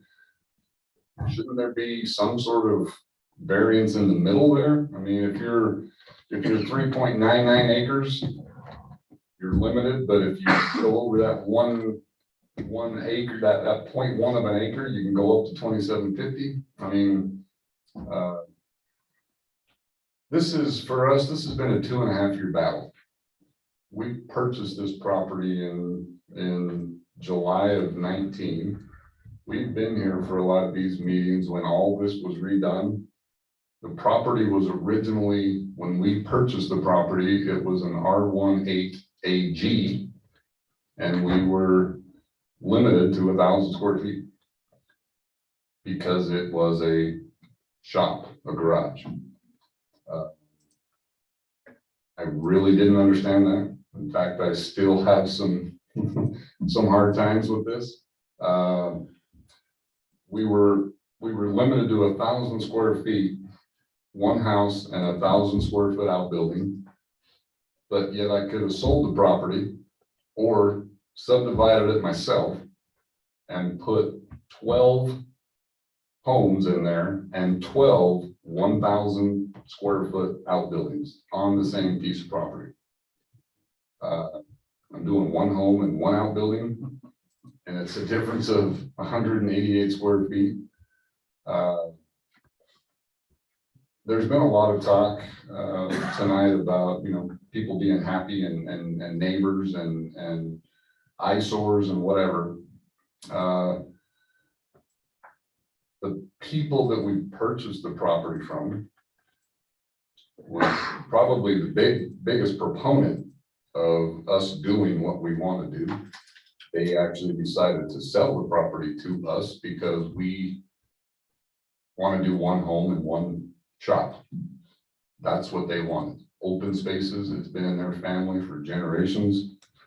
All the neighboring homes clear down the east side of the property, which is about 9 or 10 homes. Every one of those people have been spoke to. There's not one of them that disagree. There's not one of them that would rather have a subdivision versus one home and one shop. So yeah, here we are 2.5 years later. We just finally, you know, we petitioned the city. We had everything rezoned, was told everything would be perfect if we could get it to this RE20. Got it to the RE20. Of course, you know, everybody's favorite word, COVID, and, you know, construction prices absolutely soared. So here we are 2.5 years later. We finally just got issued the building permit for the home, but I'm stuck on the shop. I don't want to build a home if I can't have a shop. I mean, I can do the shop. But I don't know. We're at this point for 188 square feet. We're at this juncture right now. Yes. So the building you want to build is 2,688 square feet. Right. And so give me an idea so I can visualize what that, because I don't think I can play basketball in a building that small, not full court. So give me an idea of what you do in that. So it's a shop. I mean, what are you going to do there? I don't know that matters. Well, I was going to say it was a matter it of doesn't, no, I'm sorry, I'm not trying to get your business. I was trying to visualize for my own reference, how big of a building that, first of all, I want to know what you're doing there. But, no, the practical application is, you know, how many cars you put in, something like that, like how big is that? I mean, you know what I'm saying? Like Give- like a- 10 cars, 8 cars. Yeah, yeah. That's what I'm Sure, looking yeah. at. I worded that incorrectly. I don't care what you do. Again, without, I mean, I don't know what it matters, but I mean, 4 garage doors, 3 on the front, 1 on the side, a motor home, a travel trailer, and you know, toys. It's definitely for personal use. That was one of the questions we were asked. Is this going to be a business? Absolutely not. I'm one, and you know, I've grown up not having garages and grown up with carports and, you know, parking on the street and everything else. I can't stand it. I want my stuff inside. So it's about a 4 bay kind of Yeah. a shop thing. That's what I'm trying, that's what I'm looking for. Yep, yeah, 26 And then- square, 100 square feet gives you about 4 bays in a yeah, garage. Okay. right. So for the concept, Brandon, how many square feet would an indoor full-size basketball court be? I mean, I'm just trying to, I don't You know, know. you gotta be Big. 50 by, at least probably 50 by 100, right? I think, plus out of bounds and all that, like, so. right. not Depends just if the court, Jazz are like- playing there or if Yeah. Weaver High. 6,000 Yeah. square feet. Okay. Yeah, probably, yeah. Yeah. So, yeah, I can agree with a lot of things that have been said, and I know even clear back 2.5 years ago when this started, I wasn't the only one standing here talking about outbuilding sizes and everything. We're well within setbacks, you know, almost 100 feet away from the closest building, closest home. We right now, today, RE20, I'm not held to some of the stipulations as some of the other zones as far as building materials. But I am spending the extra money. The shop will be rocked part way up the shop on 2 different sides. Garage doors are very nice. They match the home. The rock on the shop will match I mean, it's not just gonna be a large tough shed out there. We, again, are spending, I've currently where we live, which my wife and I has been in the same home now for 24 years, just right up the street. And I've had water issues. I don't want water issues, spending extra, time and money, making sure we retain water correctly and are able to channel it where it needs to go and away from people's adjoining properties, because I've had that problem before and it's not good. So I'm really just, like I said, I don't know exactly what I should call it. Asking for help, a favor, an exemption, a exception, whatever a variance, whatever the correct term that I need to use is. But I know from, again, 2.5 years ago, when they redone some of this stuff and had to rezone properties, it takes a lot of time. Everything that you guys are talking about, it's gonna take you some time. It seems like it's always been on the docket for the last, since this April 2020. It's always been on people's minds, and I'm not so sure that even everybody in this room still agrees with it. I don't have that time. I really just need 188 square feet. That's all I need. Okay, Thanks. So thank you very much. thank for your you. time.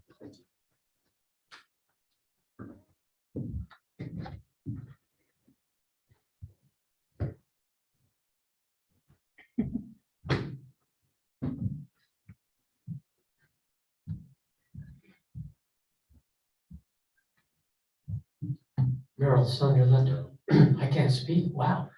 Ogden, North Ogden resident. I come to these meetings to listen and learn. I have determined by my evaluation of your discussion on this topic that you have good logic, good consideration for dropping or removing the height restriction. I think there's always going to be the concern about eyesores and things like that. I think that is less of a risk than keeping the restrictions that would most likely bring. Clarification on that. So you referenced the height restriction. We've been talking about a square foot We're restriction. talking about square foot restriction. Okay, I thought that's what you meant. Thank you. Yes. Okay. Square foot restriction.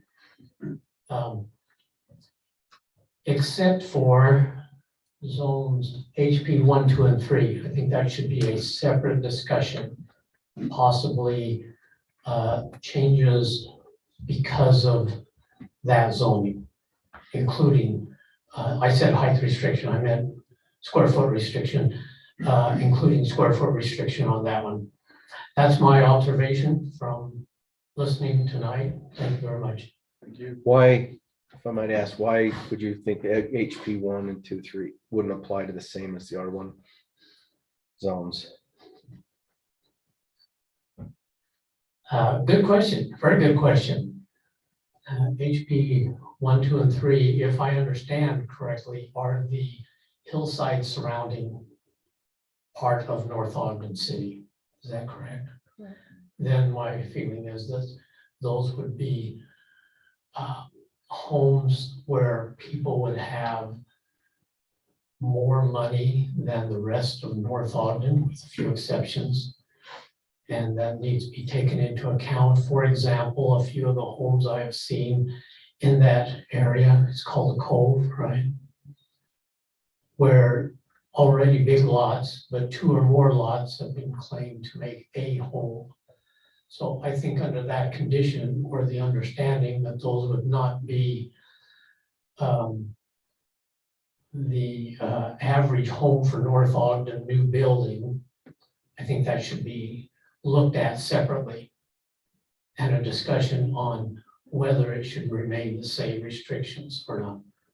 Do you feel that's a money thing, or because it's visually everyone can see it? I'm not really clear on what you're. Well, that adds into it, the visual. I've heard a lot of discussion about maintaining the hillside look, which I think is a losing proposition. Sure. But I think that intent should be part, or could be part of that discussion. Yes. And so with the money part, you're feeling that if someone bought 2 or 3 lots, they could afford to build a larger building. Is that, I'm trying to understand the money part of what you're saying. I'm a little lost as to why people who have extra money should have more requirements than other folks. Okay, I'm not recommending that those zones have more requirements. I'm recommending that you have a discussion specifically on those zones to determine whether that would be a good thing to do. Oh, okay. I think there's been an assumption that I feel like they should be added requirements or allowed to have larger buildings, much larger. I don't think that's the point. I think the point is that you should discuss that or have the opportunity to discuss that, just to prolong this more. But you should, that it shouldn't be separate is what you're saying. Should be discussed separately to determine whether the same requirements should be left. Okay, thank you. Good point. Okay. Thank you. Okay.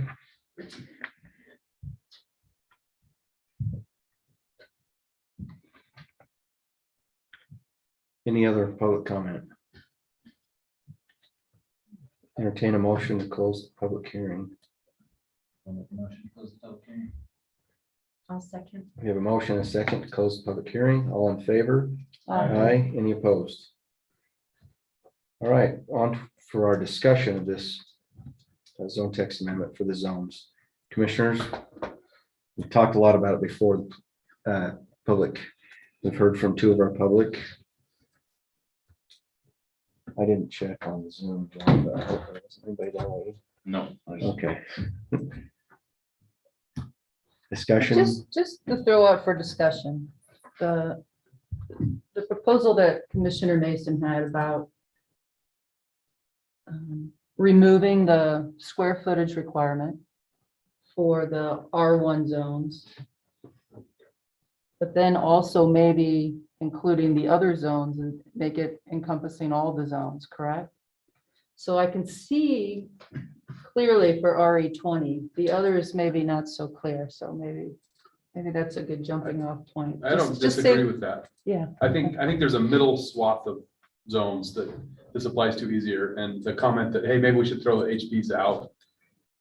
I mean, the only difference between the HPs and functionally, and the RE20 would be where they are in the city, right? I mean, yes, there's other things, but, you know, if, the only one I'd really like to see, I guess, thrown out would be the R15. Simply because I think that does, if you have that dense of an area around, do you really want to pick that big of a building there? Okay, I can kind of see that. But I think we take that middle swath, oh boy. But by percentage, what is 25% lot coverage at the setbacks with the heights required? How is that different at a 5,000 square foot lot than an 8,000 square foot lot? How is it inherently different? It's not. so in other words, if they wanted to put a smaller shed on a smaller property, it'd have to be 3 feet from the property line, and if they had the They need acreage all to the do same it. boxes. Most likely, the R15 lots don't have room Exactly. They're not by, gonna have by room the for setback much. requirement and all those factors and the lot coverage to be even do a large building. It'll regulate itself, I think. Yes, on R15s, I cannot recall a single accessory building permit that I have ever approved for an R15 zone. And I think the same, whether that's a building permit or a land use permit. Or is that just because they're not allowed, so nobody's submitting them? Yeah, I think the one HOA, or I think over here, there's an HOA that disallows them. So, I mean, I would look at it more in the sense of probably with the RE20, once we start exceeding the 1 or 2 acre swath, I would feel like the buildings can grow. I mean, I am in agreement with the public that we had a whole acre of ground and we can build 250 more square feet. You know, How does he resolve his situation quickly? I mean, Well, honestly. I wanted to Yeah. mention this, we don't have we're not, this is the variance hearing. So, you know, he's wanting quick resolution. It's probably not gonna be super quick. We don't have the ability to give you a variance tonight. give us 2.5 years, we'll figure it out. So where I here's the thing. Where I think that this is timely for you is that we're reviewing this, we can make a recommendation.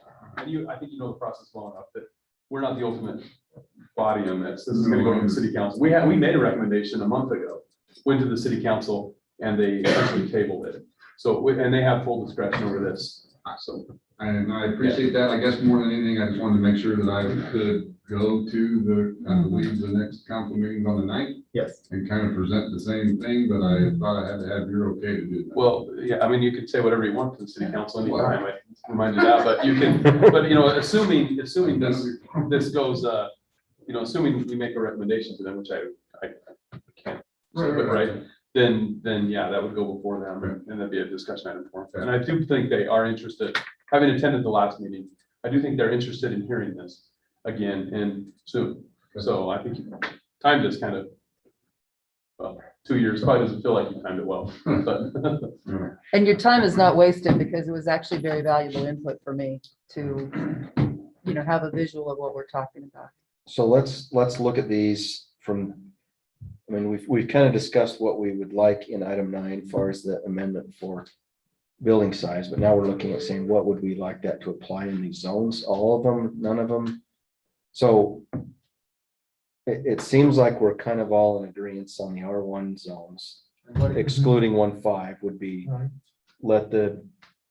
Or allowing 1.5 to govern itself based on. Oh, I guess really look at saying, do we treat these 4 individual, like, do we need to come up with 5 separate rules for accessory buildings for these zones? Or are we looking at saying, well, if you leave the 1.5, again, Scott had mentioned, the setbacks, all those other rules will pretty much govern R15 anyway. We only have it a couple of places. One of the main place we have that zone in the city doesn't allow them by HOA. And do we address that zone? The R1 zones we've been talking about, The RE20 zone, my opinion, would be, adjust the 1 to 2 acres to be the 2,500 feet like the R1 zone. And then 2 acres plus, we leave it to setback rules and then do we want to put a catch-all that says, hey, we don't want a Vivint arena in their backyard, so it's 6,000 square feet? I mean, just to give the council some kind of benchmark to say, hey, within reason, you look and say, if the Barkers wanted to build a 6,000 square foot building in the middle of their 40-acre field, does anybody care?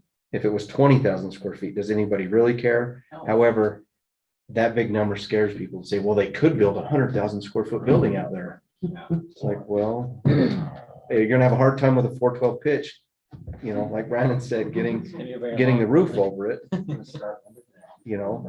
But just like this gentleman, I think the last thing anybody really wants to do is encourage the Barkers to turn that into a bunch of houses. Be a massive loss. Totally changes North Ogden if we make their life harder. No, so I'm just saying, is there a catch-all saying, hey, after you're over 2 acres, do we want to have a limit? Do we say, hey, it's governed? I mean, Setbacks.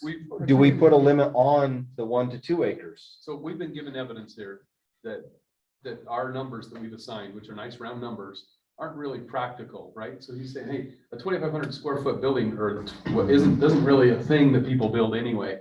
They build 2688 or whatever, right? So any number we're gonna give, somebody's gonna come and be like, hey, well, we're just I gonna need a keep little moving more. moving that number. Argument I just think keeps it'll, getting stronger. this is I why I mean, said. I guess even on so are you looking at RE20 of even just saying, hey, just let the setbacks, all the existing things govern that? Exactly what I want. However, I lost that last time. with the RE20, the building material is different, which is allowed, which I think is rightfully so. Mhm.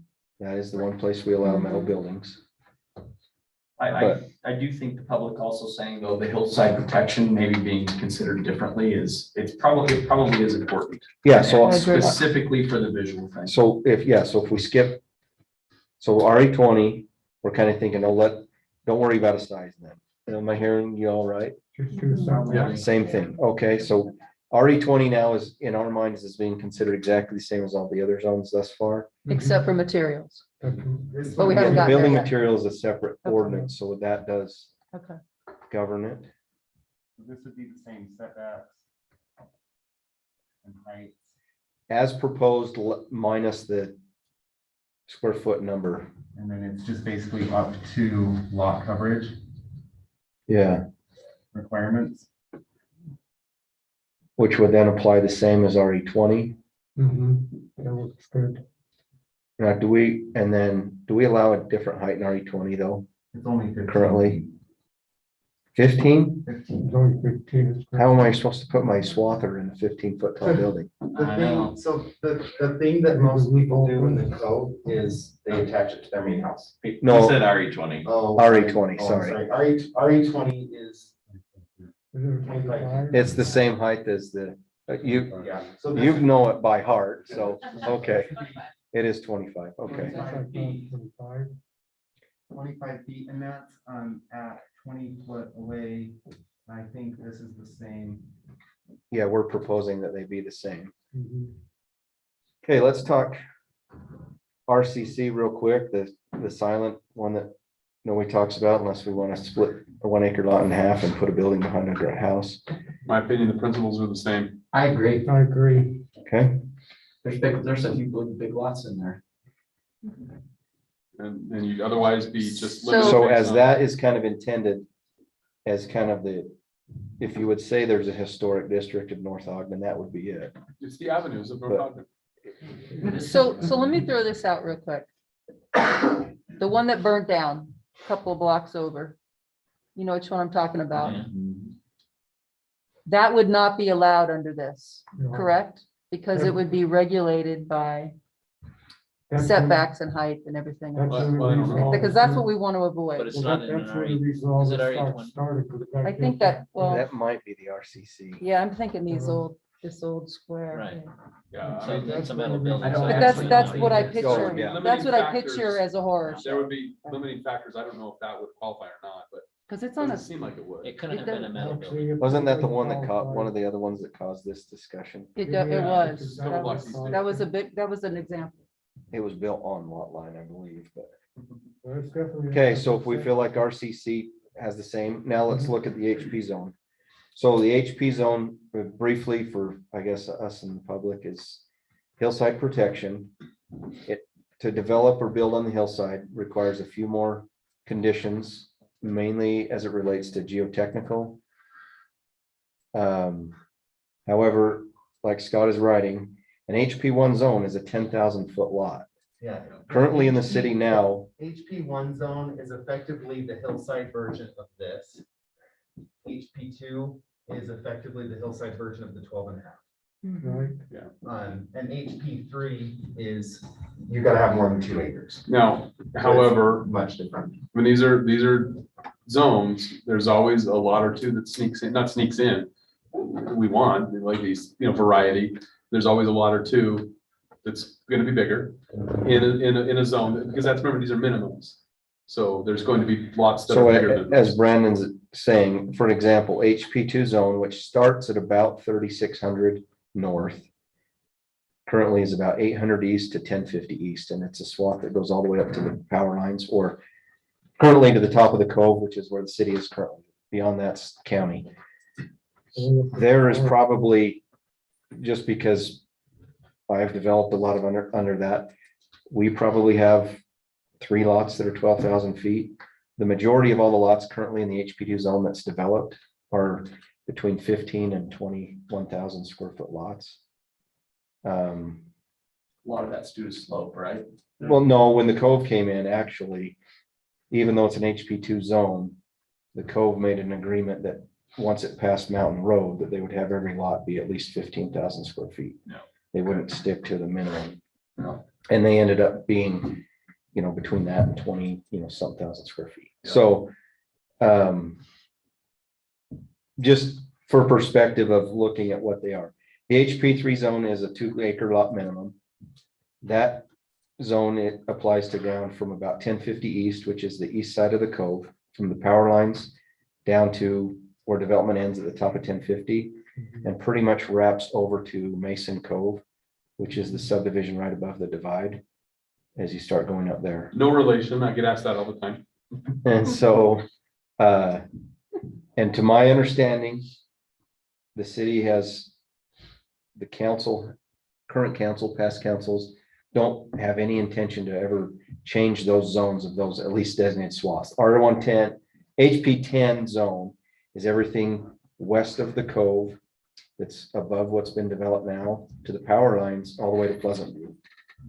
And that is, John, correct me if I'm wrong, but I believe that is already vested with a development agreement Correct. to have those lots anyway. They've So, got a density, a number of lots they can put in. yeah, so, anyway, that kind of gives us a story, a little bit of those zones. Is that something we feel like needs to be treated differently? Does it be treated the same? The one public that said, hey, there's people that are buying multiple lots and putting one house on it. Somebody can go buy 5 lots in a subdivision down here. Yeah. And put one house in the middle of it. I mean, Yeah, there's houses that are that way off 1700 now and where Future Monroe is. We had a subdivision come in that they did through, I think, 2 acres and did one lot, one house on it next to another house that's on about 1.5 acres. And it was an R18 zone. So it applies, I guess the term hillside protection, does that look at saying that connotation should affect how big a building can be? Do we leave it the same? Again, we've heard evidence tonight that, if you really want to protect open space, allowing people to build some of what they want is actually going to do it, because the example still resonates with me that, hey, I could sell this ground, this 3.5 acres, and put 12 homes on it, 12 outbuildings, right? And so that's what's going to have, we have ordinances that are so limiting that that's what people have to do. That's what's going to happen up there. And so, I mean, it takes a lot of thought about this, but, and the public's not going to digest it well when they see one big building. But, the reality is, hey, maybe one big building, one big outbuilding somebody had to buy 2 lots to do that. And it's still smaller than a Right, second and so are house. we preserving open space by allowing a bigger outbuilding? And I think the answer is probably yes, even though it seems counterintuitive. I'm for allowing this ordinance, I think, across the board. I don't actually completely agree with the argument you made, maybe a little bit more the principle, but, the Barker's farm is different than, the historic use of both places is significantly different. It's agricultural land versus rocks. Well, my argument though is on the hill. If we say, hey, basically 1 lot, one building, it's pretty much gonna be a house. You're not gonna have a pool house or something like that that's usable. Then that's what we're gonna get is more cookie cutter like that. And if we want more estate looking things up there, I believe we have to have some ordinances that would allow from some estate type outbuildings. I don't disagree with that. Yeah, so and if you did disagree with me, I wouldn't hurt my feelings. Like, Sure, I'm wrong sure. all the time, folks. So, but that is my current thought. So we have setback and height restrictions. If that takes effect, if we look at it same as the HP, you have houses. The size of the home is also one of the other factors, lot coverage. Currently. Or is this one we eliminated the size of the home as a factor? It was simply just lot coverage? Well, yeah, that's all of these, and I think on all the HP zones right now, it's currently, it requires 50% vegetation, which equates to, that's your lot coverage number. Is that being eliminated with the proposal? No, Okay. all the vegetation requirements and other, we'll have to see if there are any other conflicting standards, but sometimes there's just the vegetation number and sometimes there's a total lot coverage that might be like total lot coverage is 35% of the lot. Mhm. And then that would be the other portion of the factor. You measure all the concrete, the house, any impervious surface, and then what the remainder is what they could build as an outbuilding within the setbacks. So currently you have, it's 25% of the footprint of the main home. Yep. And 15 feet tall, Right. because it's on the hill. And I have this, should matter, shouldn't matter, whatever. I have a current pending application for this for a homeowner who wants to build a shed that matches the roof pitch of their home that, far exceeds a 412 minimum pitch requirement. And the size of the garage isn't too large. It's maybe like 15 by 30 or something. It's one additional garage, but it makes it almost 20 feet tall just by the fact of matching the roof pitch of the main building. So that 15 foot is the limiter. And the recommendation right now is to add a breezeway to the house and connect them, and then they're effectively one structure. So that's one way people have been getting around it. Which tends to be all of the applications that have, well, haven't, I guess not all of them that have come in, but questions that I've been asked about this, that seems to be the solution that most people are taking is, well, I'm gonna move it a little closer to the house and put a breezeway between it. Yeah. And connect it. So now it's the main structure and that's the rules I have to abide under. Those rules you gotta abide under when it's connected to houses. Lot coverage, height changes to 35 feet, setbacks change to 10 feet and 20 from the rear. And so by connecting it to the house, you could actually have what would be deemed as an outbuilding bigger and taller than if we say, hey, okay, let's let them build it that way so that we are, So accommodating in that situation, we're saying we value shingles over a paved path between 2 buildings. Really, honestly. Well, you can actually It's the connect same them with the number. tunnel. Okay. So, I'll be right back. So I mean, I'm of the opinion you treat the HP zones the same. HP3 may be, well, I guess if we're treating the RE20 the same, HP3 does have some different requirements as far as buildable area. Like in RE20, you can build, if you have 4 acres, you could build on all 4 acres. I believe the HP3, you're only allowed to build on an acre or something of that. Yeah, and another limiter in some of this is areas of the city which require low impact design, which is all areas of our city require low impact design, which is stormwater standard, is also going to impact this. So if somebody wants to build a really large building on one of these lots, they have to retain the majority of their stormwater on site. And so it's gonna create drainage swales and landscaping situations, specifically for what, you know, the Carneys are saying, and inciting their building in a position in such a way that it makes sure that they keep their drainage on their property and take care of it. So there are, to Commissioner Mason's point, already a Venn diagram of, of decision tree items. So in my opinion, you treat them all the same then. We've gone through them all.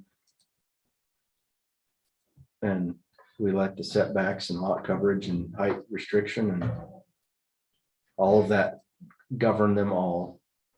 With building height or building materials, that's my key, is building materials in a sense need to stay kind of where they're at to help with that governance. Which is our next. With the item. exception of RE20. Yeah. But that's why, I mean, from my standpoint, it makes it a little hard to it being outside as a separate item, but I would hate to say, yes, we do this, we recommend it, they pass it, and then they say, oh, well, we don't think you should limit building materials, and so they change all that.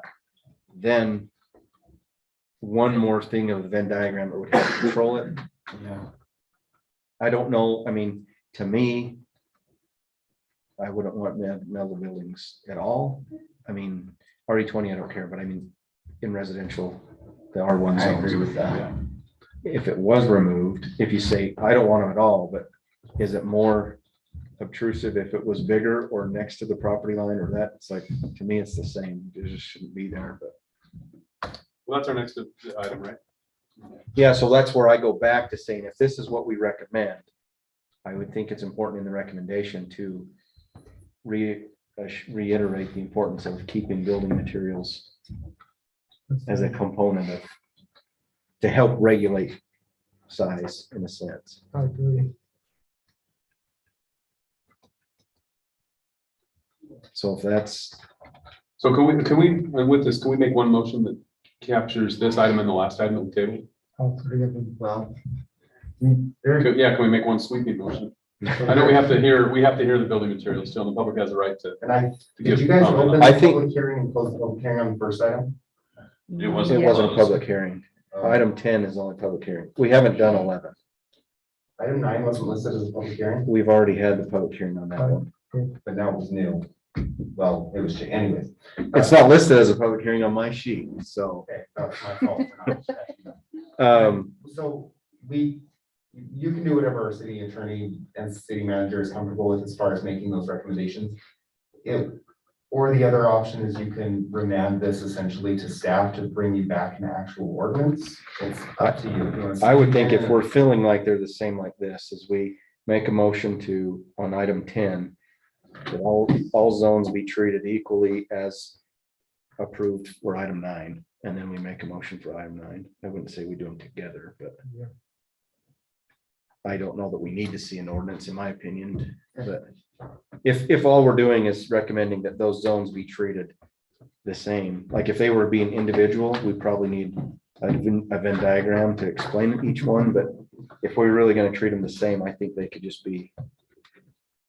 And does that include the R15?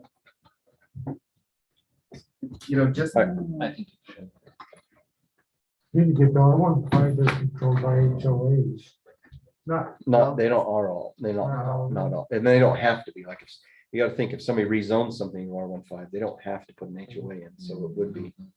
So in the vein of all things not ever being consistent, R1, of the R1 8 through 12.5 zones are 35% lot coverage under roof, 50% vegetative area. So they could have 35% roof, 15% concrete, rest vegetative area. HP zone is only 50% vegetative area. There's no under roof separation component, and R15 is 45% under roof, 50% total vegetative area. And I think that's because you likely could, I mean, you could easily get a 2,500 square foot footprint home on a 5,000 square foot lot, or 20. Well, you could easily have a 10,000 square foot lot in an R15 zone. Exactly. So, so those coverage percentages aren't consistent either. And I wonder if they should be, or if we just leave them as they are, and then that be the next like thing that somebody bumps up against is in the R1 zones. They can only build 35% under roof, which is gonna make somebody who can build a 2,788 square foot building and wants a 2,850, like, I think we'll always bump up against something, but I think really the key factor is those, the setbacks, the vegetative, the height, like, I think that governs it, where all of them do have the 50% vegetative area. Yeah. So I think yes or we're no? okay, but I'm of the opinion, now, this may be where I veer, is that R15, just leave it as is and have them not allowed. I'm great with that too. I'm fine with that. If there was ever an issue that's gonna come up in the future, it's, It'll be there. I don't know how to word this politically correct, but it's the retirement community that has some young person that doesn't have kids move into it because they're allowed, and he picks the 10,000 foot lot in the corner and wants to build a shed for his Yeah. RV, and then all the neighbors are mad. Exactly as is. So. Okay, Small lights and lots of uniformity is kind of nice. I move, we do everything we talked about. On which item? I don't know, you can figure that out. Like, I'm just moving. all right, well, let's, if we're in the spirit of making a motion, then either one, 9 or 10, we can handle them separately, but we're on item number 10. So I'd entertain a motion to, as we've discussed, essentially, to all zones in the city be treated equally as far as accessory buildings in size restriction as related to the standards that we will set in item 9, with the exception of R15 not allowing large accessory buildings. Is it accessory buildings period or just large? Just a period. Like they can't have tough shed? Yeah, they're not listed at all. Hmm. No standards. You're talking specifically for square footage, Well, when you say size. no, so this ordinance is really saying, how are we treating? Item number 10 is, how do we treat these zones? Hmm. So the motion would be, we feel like all these zones should be treated equally. And then item number 9 will determine how that treatment is. Is that correct? I think yes, and I got a questioning look. So I'm pretty sure the R15 zone was developed for the retirement community that we have. And it probably came in with no desire at that time for accessory buildings, but even in the list of permitted uses, accessory buildings, which is a defined use in our code, isn't listed. So we would So we have to leave that zone somebody as in the is. future would have to ask us to Yeah. add that to R15 under whatever condition, and we could address it at that time. It isn't something, in Brandon's 5 years, he's never had anybody ask for a tough shed in the R15 zone. Okay, Is that a motion, Commissioner Thomas? do I need to make, I think you did make a Like a motion. motion. Did so, we agree with yeah, that? okay, I'll make that. Legal motion. counsel? Is that- Is that like a motion? I'll make a motion that RE20, RCC zone, HP1 zone, HP2 zone, and HP3 zone be treated equally as R18, 10, and 12.5 as relates to accessory buildings, excluding R15 as not allowed. I'll second that. Okay, we have a motion and a second. I hate to ask any more discussion. I don't have you down as someone who can make a motion. I chair. The chair makes the motion, John, and it's just not on. He has It's just not on before. Joyce's. The chair can make the motion. Okay, then I'll. Yeah. I rarely do because I don't want people to feel like I'm leading the motion to a certain favor. And who was our second? Scott? Scott, Commissioner Mason, Yes. Commissioner Lunt, Yes. Commissioner Barker, Yes. Commissioner Webb, Yes. Commissioner Nancaro, Yes, Commissioner Arner, Yes. and I vote yes. Okay, circling back to item number 9, Zone Text Amendment 2020-21. It's technically supposed to have a public hearing, so prior to our recommendation on this, we've had our discussion. I will open the public hearing now. If anybody would like to address us further on this, we did invite the public prior, but officially we'll open a public hearing at this time. If you'd like to step up to the mic and speak, do so now. Can you repeat what it's about again. So sorry, Zone Text Amendment 2021 is consideration and recommendation of a legislative amendment to adjust the standards for accessory buildings. So this would be adjusting the standards of all everything we've written on the board. So What we've talked about is making them all apply to eliminating the 1,500 and 2,500, just eliminating a square foot reference in size limitation totally, and just going off of, yeah, setback, vegetation set percentage, and those things. This is generally what that's doing, which is different than our current code. This is saying that you can have a 10-foot tall structure between 3 and 5 feet away from the property line and beginning at a point 5 feet, moving at a 1-to-1 ratio up to 25 feet tall, which gets you a 25-foot tall accessory building at least 20 feet away from the property line. And our current code says 10 feet tall at this many feet, 15 feet at this many, and up to 20. So this is expanding the size and getting a gradient of where that building can be. So I have a question, not really a comment. Well, come up in the public hearing and address us. I would encourage you, those that we've talked to and addressed, now that we're in public hearing, if you're in support of us doing this, we would love you to support it. Ryan, I guess the question is, what is the definition of an accessory building? Anything that's not the house. Structure, or many sheds now are on skids, sitting on a concrete pad. So is that an accessory building? Like a tough shed or a metal shed that's brought in is an accessory building. Whether it's permanent or Mhm. temporary? Okay. Well, that question just set me back to the beginning. Let's discuss all that again. Sorry, I'm right back. Let's start over. So Storage units are not allowed, or I mean, shipping containers are not allowed as at all, so they can't be counted as. Unless your house is made of shipping container materials. Yes. Hi. Barney. Right.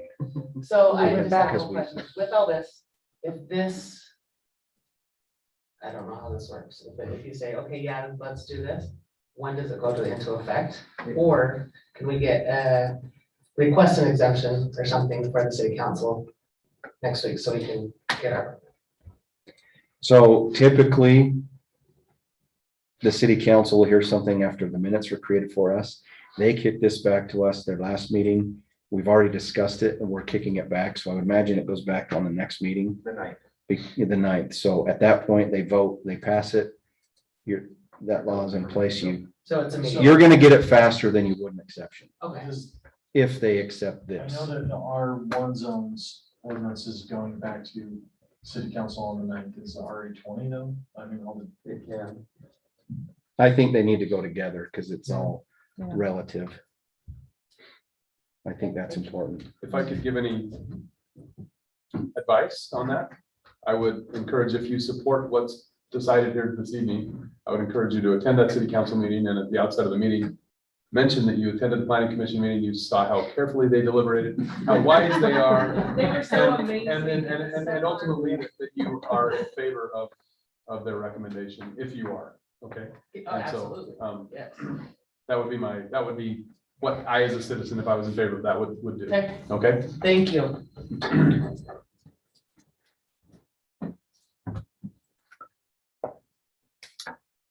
Any other public? Move, we close the public hearing. Second. We have a motion and a second to close the public hearing. All in favor? Aye. Any opposed? All right. We've discussed this at length. I think The everyone- city council sent it Okay. back to us. We've then changed it We'll be back and again. send it back. So essentially what we've changed from what's been asked, the many months prior to us discussing this and coming up with what we did. What's came back is we're sending it back saying eliminate the 1,500, 2,500 max and any building max and let setbacks and height and lot coverage govern the size, which is important to emphasize. In most cases, will keep things at or probably below the sizes that were proposed, with the exception of obviously the larger acreage lots that are, once you start going over an acre or more. Which may not be the worst thing in the world. Which I think is important maybe to iterate, if our minutes are being listened to, is, even with hillside protection or other lots, I'm in favor, I would love people to buy a second lot and put an accessory building on it because it's smaller than the house. It helps to create and promote the open space. In most instances that I've been asked about this, as it relates to the HP zones or the other zones that people have, are people that want to buy a second lot and put a accessory building on because they don't want their own lot to be as crowded as the accessory building would make it. So they're willing to buy another lot and put a building on it, which in effect is more open space than two houses. I think that's an important component to that too. Why I think it'd be nice to allow somebody to buy another lot and build a 2,000 square foot garage on it. It's going to take up less space and less impact on our city than another home. You still have one family there now, traveling traffic back and forth on the roads and everything. So now you have one family sharing two lots instead of two homes for all of those other reasons that. I agree. But the little building town. materials has to be a key. to But this. yes, building materials is a key component Which is to our next help item. govern this and not have people. So I think everyone knows how I feel about this. I've been pretty vocal here. My one comment that was a little bit overlooked is that I can agree with what's decided and I support the way this is going. I can also agree with what Brandon wrote in the staff report that currently the city's sitting on a balance of people who think the accessory buildings are too restrictive and people who think it's too lenient and it's the Wild West, right? And because I hear complaints on both sides. And I do think we're kind of sitting there. I don't necessarily think this shifts the vote one direction or another. At least I hope it doesn't. But if it does, I guess we'll rehear it or whatever, And staff's probably groaning because they have to listen to all the complaints, but I hear them too. I go to the pharmacist and I hear complaints. We won't be listening to complaints, they'll come to you. Good. I'm just saying, that's where they always come, Yeah, is they eventually come to you, so. I mean, Not me, you. I do recognize that it's maybe much more difficult for the staff to Certainly. apply this. And I do think the point was well made that, hey, right now, look, half the people think it's too much one way and half the people think it's too much. I think that was kind of what was written in there. I agree with that point, and I don't want to discredit that, that analysis just because we want to overhaul it. Yeah.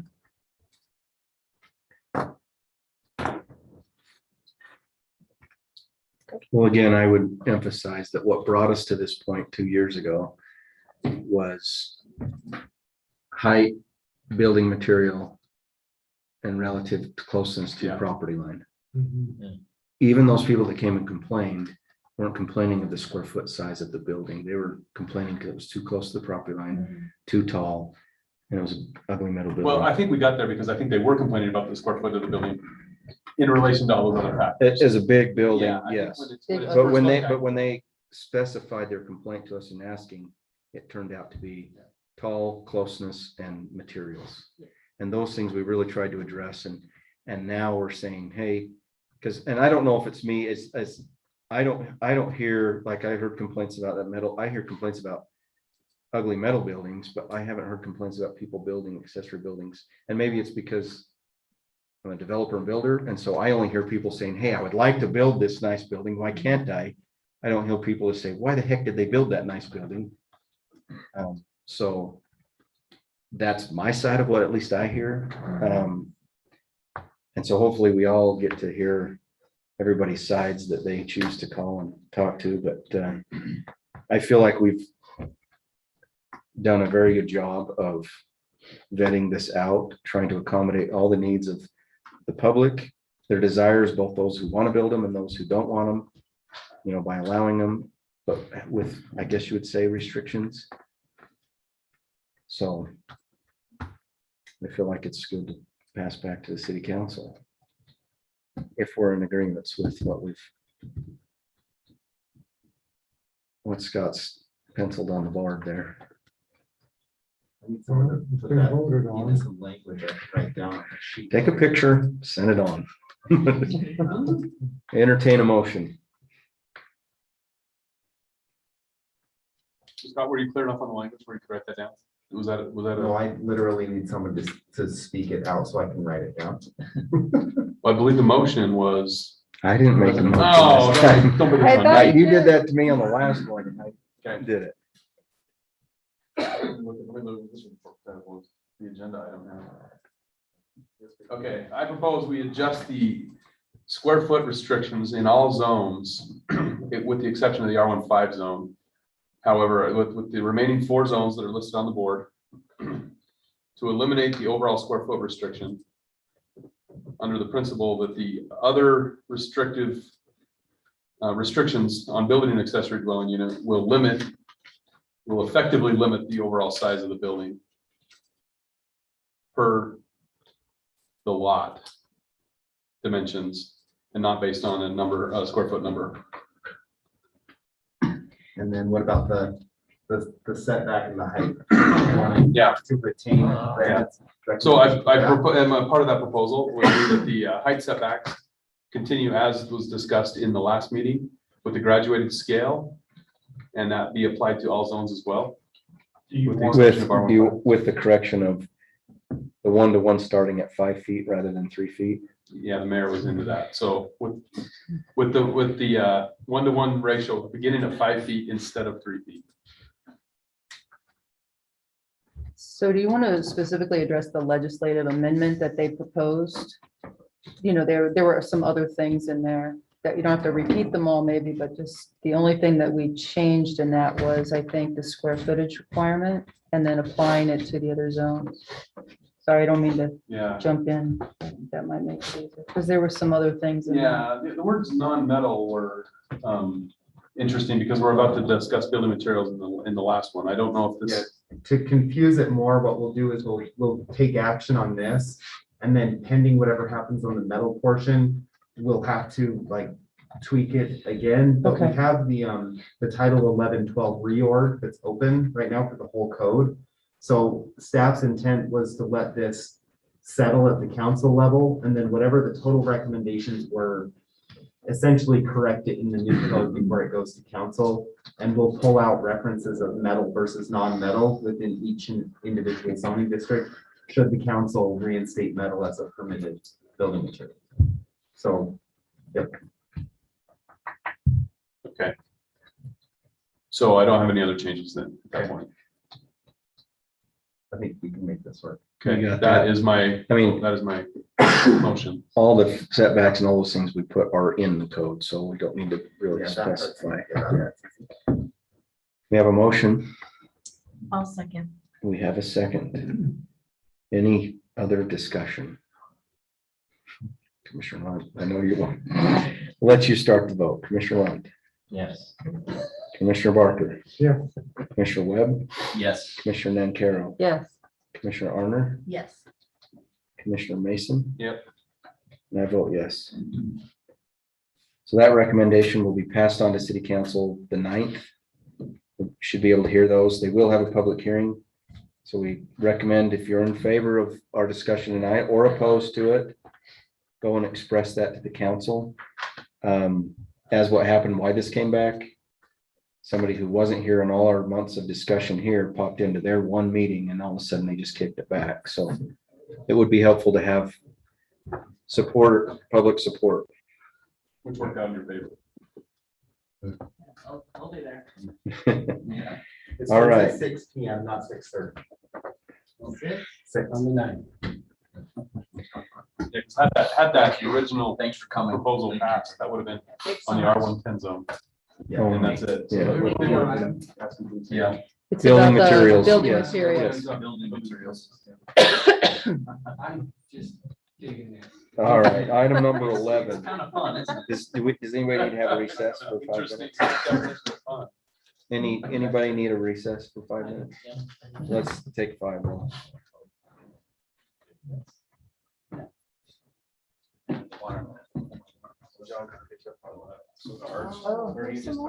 Now they're gone. Oh, are Working they? on other stuff. Did you look way back? Yeah, we catch up. Okay.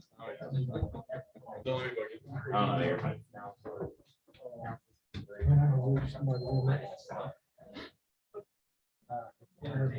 So we're gonna have to buy the staff a big bottle of Anison to figure out how to interpret all of this. We are still recording. This will actually be really a whole lot easier to interpret. But there will be a lot of angry people. We write something that we. So. Hey, Same thing will happen. Or something. No. That one that burned down, they had approached us about building another shop right east of it. And I imagine they will build one now. And it'll be, 30 feet from someone's back porch and they won't be happy. But it's, What's the answer? That's it. There's no good What's the- answer. There's no good answer. And I think that's just a factor. There's so many, there's such a variety of different properties, in the city. yeah. And that one burned down. I saw that. Yeah, they had to. In state code, you can rebuild a non-conforming building, but it has to be exact. So, in fact, we had another building up here on Loman View fell over, and they came back with plans to rebuild, made it taller and wider, and we said, no. You have to rebuild exactly what was there. Well, it wasn't usable. Well, oh, well. I mean, it was sensitive. There's a time limit too, like a year or Yeah, 3 years or within a something, right? year. And usually it just means they need to submit plans within a year, so start the process. It's interesting, for sure. Oh, no. It's just- I just have a feeling we'll be back here in 5 months. Talking about it all over again. Going good, huh? How's your business doing? It's going, but you gotta have a whole lot more projects going on. Because not completed. Wow. Well, at least it's keeping you busy. Yeah, it's actually. Pretty short more effort now than I ever had this to complete. Really? You're gonna have to retire early. Retire. You start charging more. Now, I do need a planning. There's a whole lot more management. I know you do, but I was there. and I'll go Gosh, with you. For doing what? For doing what? Oh, You just can't, But, get anything done. You're constantly.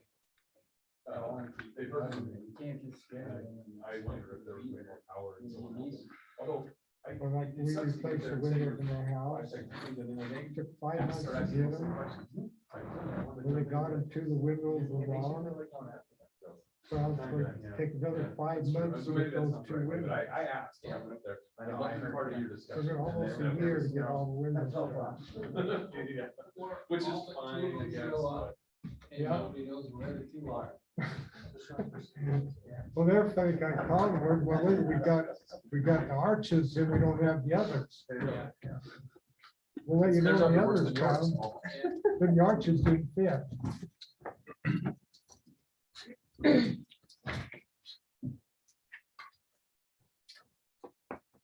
Just for balance too, at the city council meeting, it would be nice to at least have a picture of some of the ones that were controversial in the past, or have some of the people that came and gave statements at those hearings also to balance out, whatever the deliberation is going to be.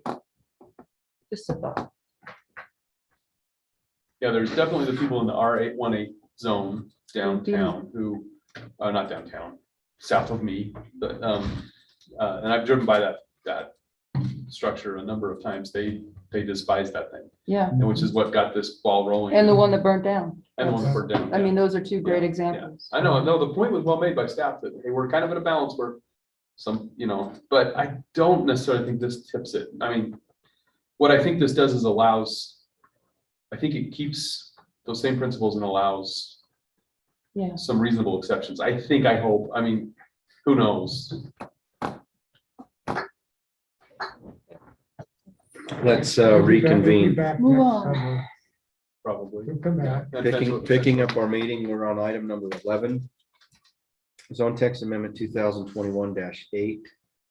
Public hearing and consideration and recommendation on a legislative amendment to amend the accessory building standards citywide. Scott Hess. So as our codes often do, you have the specific standards within each zone. In this case, there is a metal and non-metal call out. But then we have a design standards section of the code held separately that applies to all these zones. And that one has a specific requirement that metal buildings can be no larger than 200 square feet, which is the cutoff point between a standard land use permit that's just looking at siting a shed location on your property and a building permit. 200 square feet and over is a building permit automatically. That those can be metal sided and 12.5 feet tall, which are pretty standard sizing and height for a tough shed or a commercially available purchasing, steel building, very small steel building. Other than that, you cannot have metal unless you're in the RE20 zone, and then you can have architectural metal, and there's one other call out. The kind of screwy thing about this is that the state legislature removed our ability to regulate materials on single family homes. And the ordinance also says that the accessory building and the single family home have to essentially work together. So if somebody were to site their home in vertical standing seam metal, they could probably get an accessory building out of it, notwithstanding our code, just because there's a workaround there. But at any rate, at the council meeting on October 12th, we had a resident come out. They have a pending building permit for a metal cleary building. Those are a pre-manufactured purchasable company that builds these buildings. And they wanted that building. The council was hearing it, so they made their pitch for metal buildings.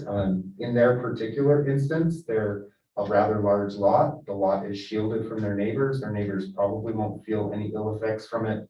But metal is one of those specific items that the residents have come out and said this doesn't fit within North Ogden, in our area of what we see. So that they're not compatible generally. So staff has, in response to council's request to bring this forward, created an ordinance that would be the path forward for reinstating metal as a use. It essentially just eliminates the call outs to metal with the size, and then in the R1 and RCC zones where you can and can't have metal buildings. And then this would also have trickle down effects to all of these zones to eliminate those provisions too in the future, but it's kind of take these things down like one piece at a time, basically. So staff feels like the standards as they were written really did strike a pretty good balance between impacts to neighboring property owners, but also understand on the other side that, not every resident of North Ogden has the money to cement board side their accessory building. So striking a balance there of equity of being able to cover and control and climate control your equipment. And in some cases, a metal building, while it might not be the most attractive thing, can clean up a property. You either end up with a lot of open storage or you end up with a bunch of stuff stored inside one metal building. So again, no hard recommendation. This isn't a matter of right or wrong. It's what is right for North Ogden City as residents and as the planning commission on what you recommend, and staff can support either direction. We'll take the planning commission recommendation directly to city council. Is this a public hearing item? Yes, but I did have a question I was going to ask you prior to. But now I can't remember what it was. So while you're thinking about that, this is the ordinance that does not apply to barns. So in our ordinance, it says this is the section that doesn't apply to barns, which are basically animal and farm structures. Yeah, and a couple of comments just in reviewing building permits, since this and the other ordinances changed in 2020. Two observations. The first is that as soon as the ordinance changed, basically not allowing metal buildings in R1 zones, when I review a permit, I basically write them a letter and say, you're either in compliance or you need to address these issues. And sometimes it's up to 10 or 12 issues. But when I was writing those letters and and metal became one of the issues where it's prohibited. I wrote a lot more of those letters and then didn't hear back, and they just dropped the application. Number one. Number two, with metal buildings, it's generally not just the issue of the exterior material. You typically are gonna change from like a wood frame construction or something similar inside the building to a pole barn construction. And there's quite a bit of difference in cost between pole barn construction and typical wood frame construction. So that's something, again, that's not a recommendation one way or the other, it's just a couple things to consider. And I think that's why we saw a drop in the number of people coming back and making those changes, because they realized, oh, I'm gonna have to build a much more expensive building in order to do this. I'm gonna have to change my construction type, not just my exterior material. And so they decided not to pursue it. So, anyway. Okay, any other questions for Scott before we open public hearing? Any discussion that we feel like we need to have? Let's go ahead and open this public hearing for the recommendation to amend the accessory building standards, just as a reiteration. Currently, the standard is in all zones with the exception of RE20. Accessory buildings cannot be built out of metal. Or cladded in metal, I should say. It is required that they're built with like materials of the home. This has been kicked back to us by city council because somebody wanted to do a metal building. And they said, hey, look at this again. So at this time, we'll open the public hearing. If you'd like to address us, step up to the mic and do so.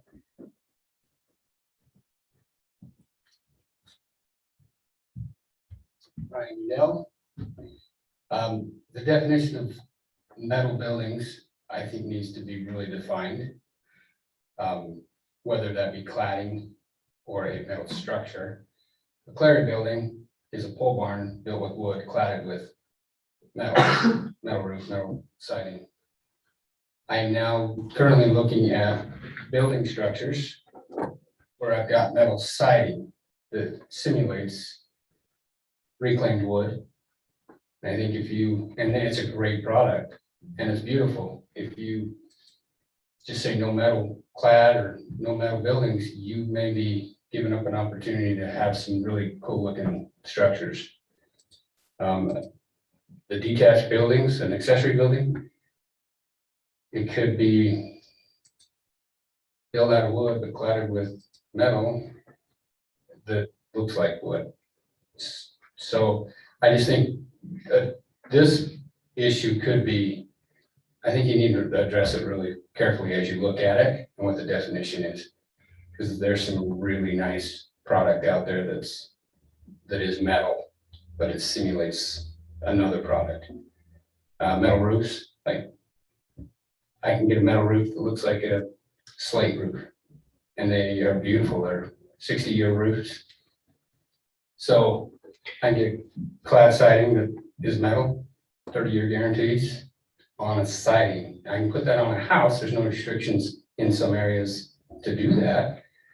I want to match my detached or my outbuilding with it. This could prevent us from doing that. So yeah, that's why in here, it's required to be like building like materials of the home. So if that metal siding was on the home, it would be on, it could be allowed for the building. But yes, because it qualifies as like material of the home.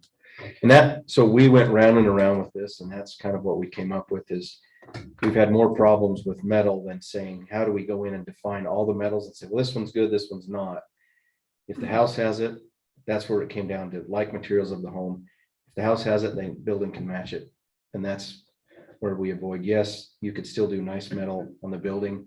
Would be nice, even though the house doesn't have it, but in order for us to be able to govern it, we don't see a way of doing it down to each individual item and having a list of items allowed. So that's where, yes, you could have it on a home and then say, well, it's on the home, so it can be on the detached building as well. So I think this could be a tough one. Thank you.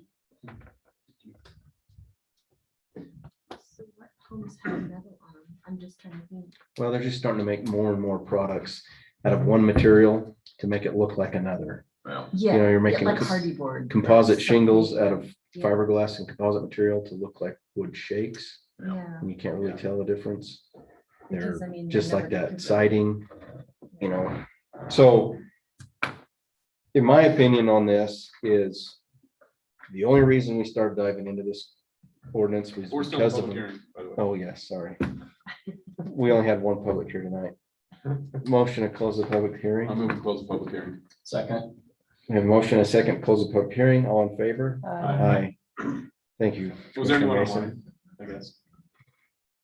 I wasn't watching. There's only one person watching from the North Ogden First Ward, so I don't know who that is. Okay, I hope they have, they had opportunity to comment on the public hearing if they wanted.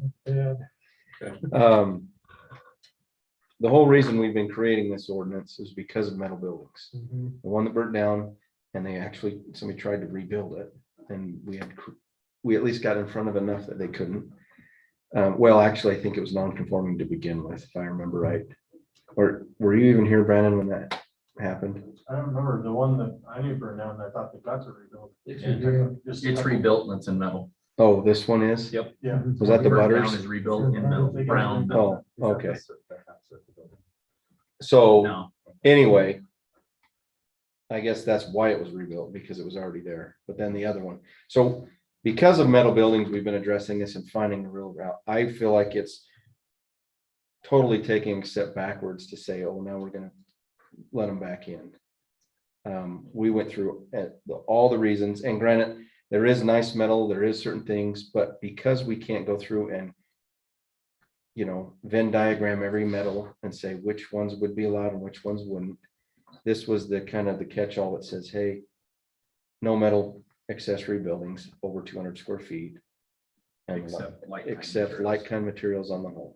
And so that way, if the home is built that way, the building can be, and I don't think it's asking too much for the public if, hey, they want to do this really cool, just like was said, this really cool metal siding that's made to look like, cedar siding or whatever. And it's like, well, because of our only way to govern this, we don't allow it unless it is on. The council kicked around the idea because the person who presented this passed them pictures, which I did not see, okay? But I heard their comments and they said, oh yeah, that is beautiful. That is a beautiful building regarding the materials you wanted to use. And I think it was Councilman Swanson suggested just was throwing ideas up there. And he said, well, what if we did it based on the gauge of the steel? So, which I don't think is a good idea, but he was just throwing ideas out there because how could we get this without that? And I don't think there is a way to get this without that, other than saying match the.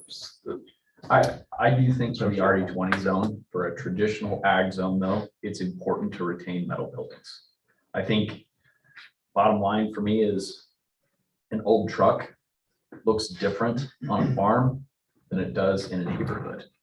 And a metal building, if you look at Barker's Farm, I have RE20 zones, you look at my property, but Barker's Farm is easy for everyone drives by, sees it. If you put a metal building on that, it's not gonna look bad, no matter what the metal building is. Because you got a lot of green stuff around it, if they need that, but to require them to do a brick building, like their brick home, they'll end up selling land. Probably to pay for something like that, because I just don't think for RE20 traditional ag zones, we want to make things harder for people who are trying to farm. Yeah. Otherwise we lose farms. Currently, it is allowed in the RE20 zone. That's right.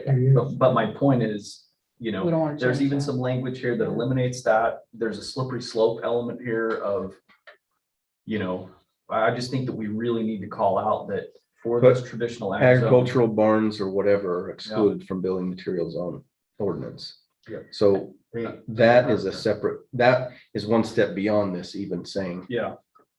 But But we are eliminating some language here. If you look at it, we're eliminating language. well, this is what they're proposing and I'm saying, no, Yeah. leave it as is. And I'm saying for discussion here and to be noted on the record, the RE20 zone should be treated differently from a lot of different respects.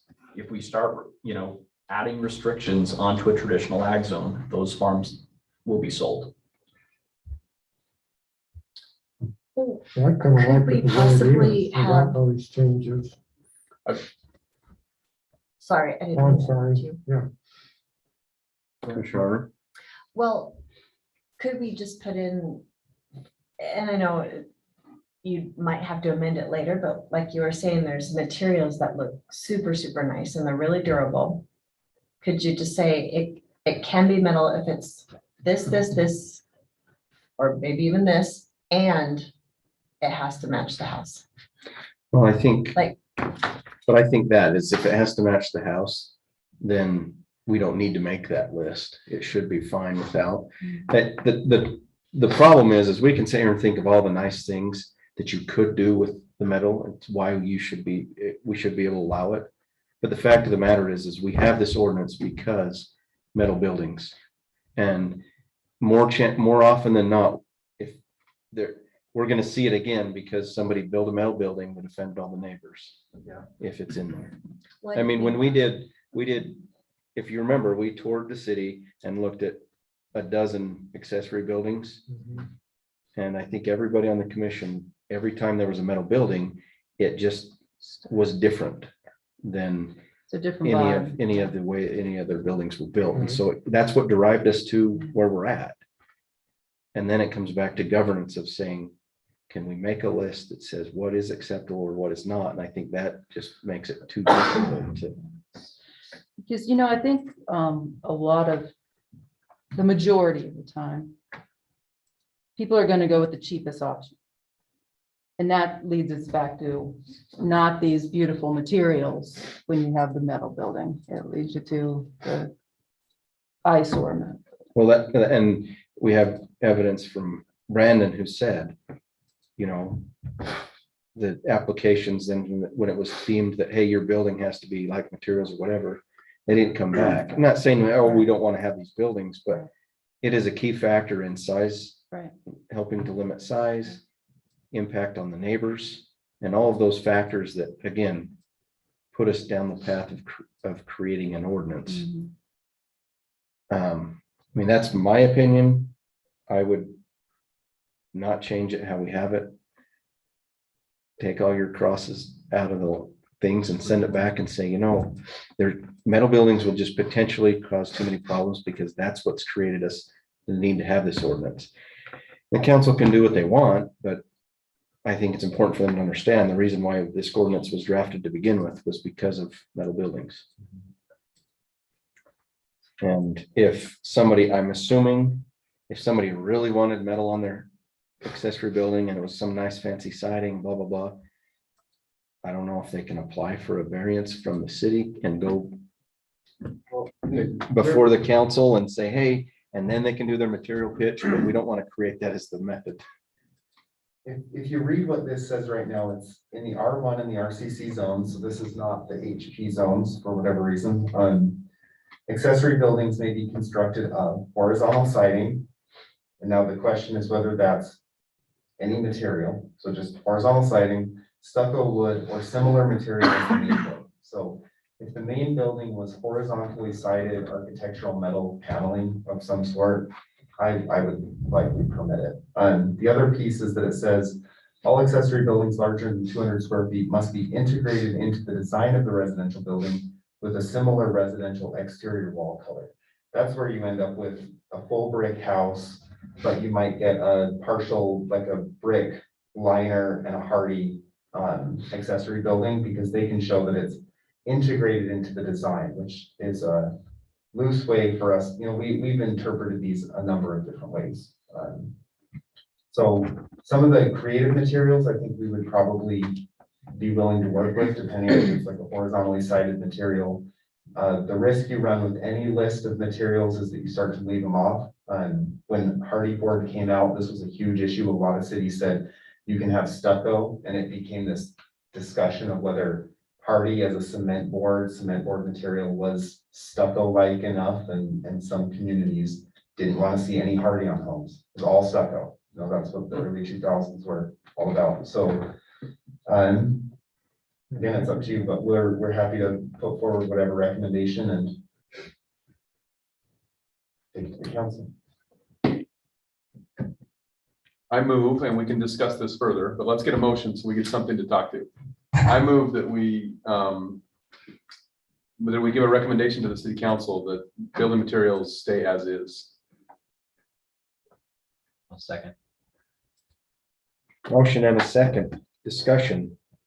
The motion is that building materials stay as is in the current ordinance and which excludes metal as an accessory building. I could have put in there and didn't, but you know, my justification being that the other two items that we discussed too, it was a package deal, again, the Venn diagram, right? And building materials was an important component of that. And once you start eliminating something, then we're just gonna get more unwanted buildings. And we talked about building materials as part of that package deal, and I just feel like it needs to stay. I do think there's a path for some of those more creative. I mean, I grew up in a house that was steel.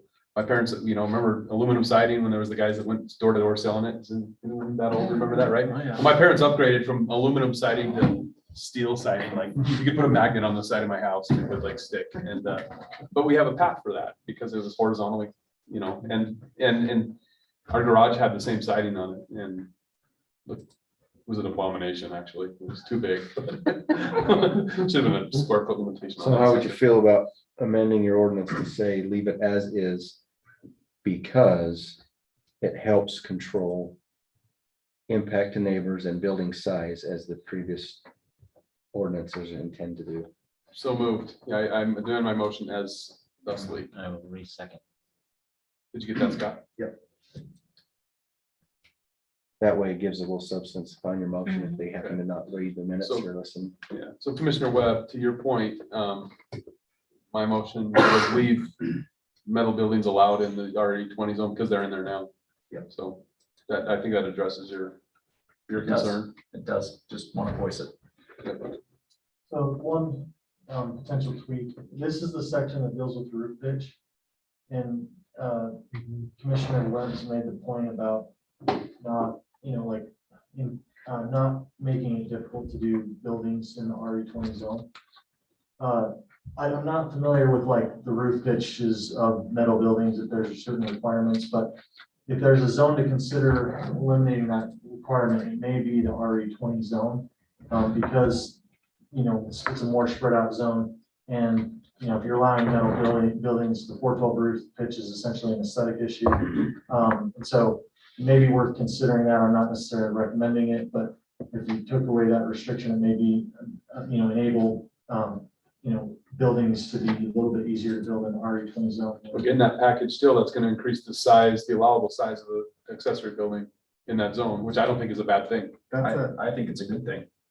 412 is a pretty standard snow shedding pit. That's one reason to have it. And if you look at, you know, buildings that are built at Brighton or Alta are steep roof for a reason, and that's so you don't have heavy snow loads, especially the further up you go on the hill. That's a consideration. And also just, you know, the Cleary building case originally came in as a 312. They contacted Cleary and accommodated the 412, no problem. So I don't know if that's been an issue so far on any of the buildings, but in some ways that's a practical, like, engineering issue. I would be comfortable leaving it with, you know, because if the building was going to get bigger or be a barn or something, you know, if they say it's a barn, then it doesn't apply. Oh, okay. That's a Anyway. good point. Yeah. So this is kind of in the RE20. This is really applying to uses other than agriculture. So that way you have an RE20 lot that's a half acre in a neighborhood of half acre lots, it would have at least some semblance of a similar standard. Okay, any other discussion? Are we ready for a vote? Commissioner Nancaro, Yes. Commissioner Arner, Yes. Commissioner Mason, Yes. Commissioner Lunt, Yes. Commissioner Barker, Yes. Commissioner Webb. Yes. And I vote yes.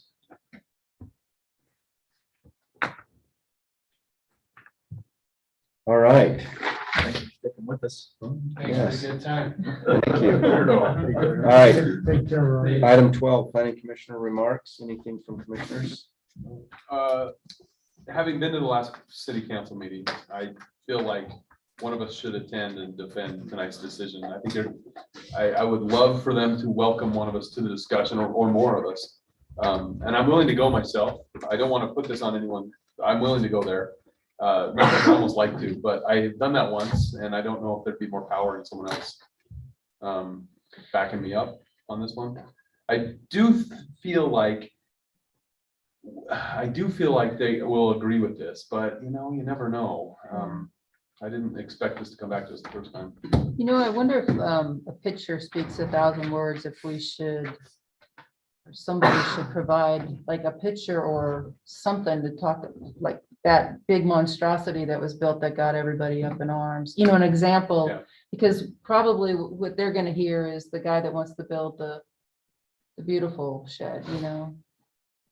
Well, Out I of think metal. they've heard these same, I don't know, I shouldn't say it, but they should have heard the same negative that we heard from the crowd down there. They went to city council as well. I would think. We just need to be reminded. Yeah. Yeah. So, I'm personally interested in seeing evidence to them that supports our decision, not that would scare them from our decision, because I do feel like they're easily scared.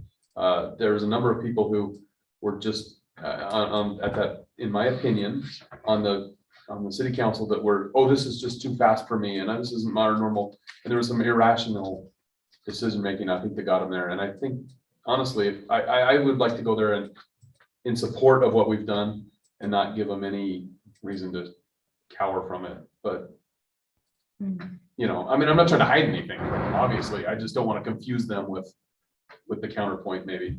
Because I think we wrestled with that. So if I went, I would just stand up and defend the crap out of this. And that's what I will do if nobody else wants to go. no, I think, and I don't think it hurts to have more of us. Right. I mean, one person wanted a metal building and they instantly sent it back to Tonight, us. do you think it'll be on the agenda? I'll try. Okay, the only other comment I would make is on tonight's agenda, and I didn't say it with the applicant here on the subdivision, is I am fine with, you know, if it did come up and we were asked the opinion, if there's no sidewalk on either side of the subdivision, to grant a waiver on a one lot for sidewalk, but I'm not in favor of not completing the road and curb and gutter. It is on their current lot, you know, and to say, we're gonna save this 20 feet without curb and gutter for some trees and then keep doing it. You know, somewhere we need to say, you know, look, hey, you want to put a lot in here to build a home. That's kind of partly cost to do that. And unfortunately, trees are nice and I hate to lose them, but at the same time, to me, sidewalk and roadway are two different issues. And totally. But just curb and gutters. throw that out there, so. I was nice and left that out. I was going to motion that we approve it and recommend that the sidewalk go in also, I believe, because I just don't know when the city will get the chance to do. I mean, I know it sucks to have a length of sidewalk that's one lot long. I mean, that's stupid, kind of, but you have to take those opportunities to. But put in when even you the get same them. thing, if it's that one lot long and then there's finished homes on either side that just doesn't have a sidewalk, and it's gonna take a city project to get it built. Those are sometimes the catalysts that Yeah, get those right. projects done. And I feel like if we just waive it, then it'll never get done. And Well, so- that's a steep corner there. I remember throwing snowballs at cars hiding behind that little hill. Yeah, for sure. Yeah. It was a great spot. Yeah. But you could, you know. I don't know who that is. The public is still here tonight speaking. That was, 35 years ago. At the same time, I hate to see us rip out trees and, that takes away from the character of the city as well, You gotta do But- curb and gutter, Yeah. I think sidewalk, maybe there's even things that could be done with the sidewalk, But on the other side. Those big trees. So I'd counterpoint that all pine trees are weeds. I don't like pine trees. They kill everything underneath them and anyways. I'd like to know that I want all the trees in Coldwater Canyon to stay there, not weeds. Yeah, that's true. Me and my wife had this fight because there's this huge pine tree in our front yard and she loves it and I hate the pine cones. Hate them. any other remarks, commissioners? No. All right, Scott, anything from you? Brandon? John? No, just thank you for sticking in for 3 hours. So do you give us a report of results from last night? So the two top candidates, Blake Severing is the top candidate, and then JD Dalpatz is number 2. And then between him and third place, which is Spencer Stevens, is about 500 votes. And so Blake has 2,000 votes. JD has something in the 1,900. Spencer's down in the 14s and Stephanie's in the 13s, 14s. So it's probably unlikely that the 2 least vote getters will get enough in the next couple of days from all the stuff coming in to swing it. So I think it's pretty safe to say those are the 2 new council members, or 1 new council member, 1 old council member. Don't tell them I called him old. Well, if anyone's listening, I just thank anyone for even running for that terrible job, even, you know, and I feel bad for those who didn't make it. And Are you putting your endorsement in for next time? No, no, I'm just saying for, you know, it seems unlikely that Stephanie or Spencer would win at this point, but I thank them for their effort. And I thought they ran a clean campaign. You know, we've seen some ugly stuff here in the city, and felt really nice to have people be very civil and stuff this time. And I agree with that. And I think that, you know, the work that Steph has done to assist our efforts has been noted and appreciated. And, you know, that's, I think Spencer's the same way. I think he ran a clean campaign and did a great job. Yeah. And I talked to them both. I thought both their hearts were in the right place, you know, and I'm not nothing against the 2 who won either. Again, I talked to both of them as well, but, you know, I thought anyway, I thank them if they're listening. And I probably should say that Mayor was elected as well. There's not a good chance that the rest of the votes come in will still be for the one that only. Is that a 4-year term? Yes. I'm confused at this point. Where we're Yeah, at. so we're back to a normal 4-year cycle for the mayor's office. Okay. But we technically have had 5 mayors in 8 years. Whew. So you went from Mayor Harris to Mayor Taylor to Mayor Chug to Mayor Ruby. Oh, is that 4? Mayor Chug twice, 2 different appointments. So it's 4 in 8 years, which is still, that's a lot. Yeah. It would have been 5 if Mayor Ruby had not run, so. Okay, motion to adjourn.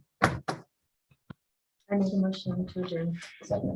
All in favor? Aye. Aye.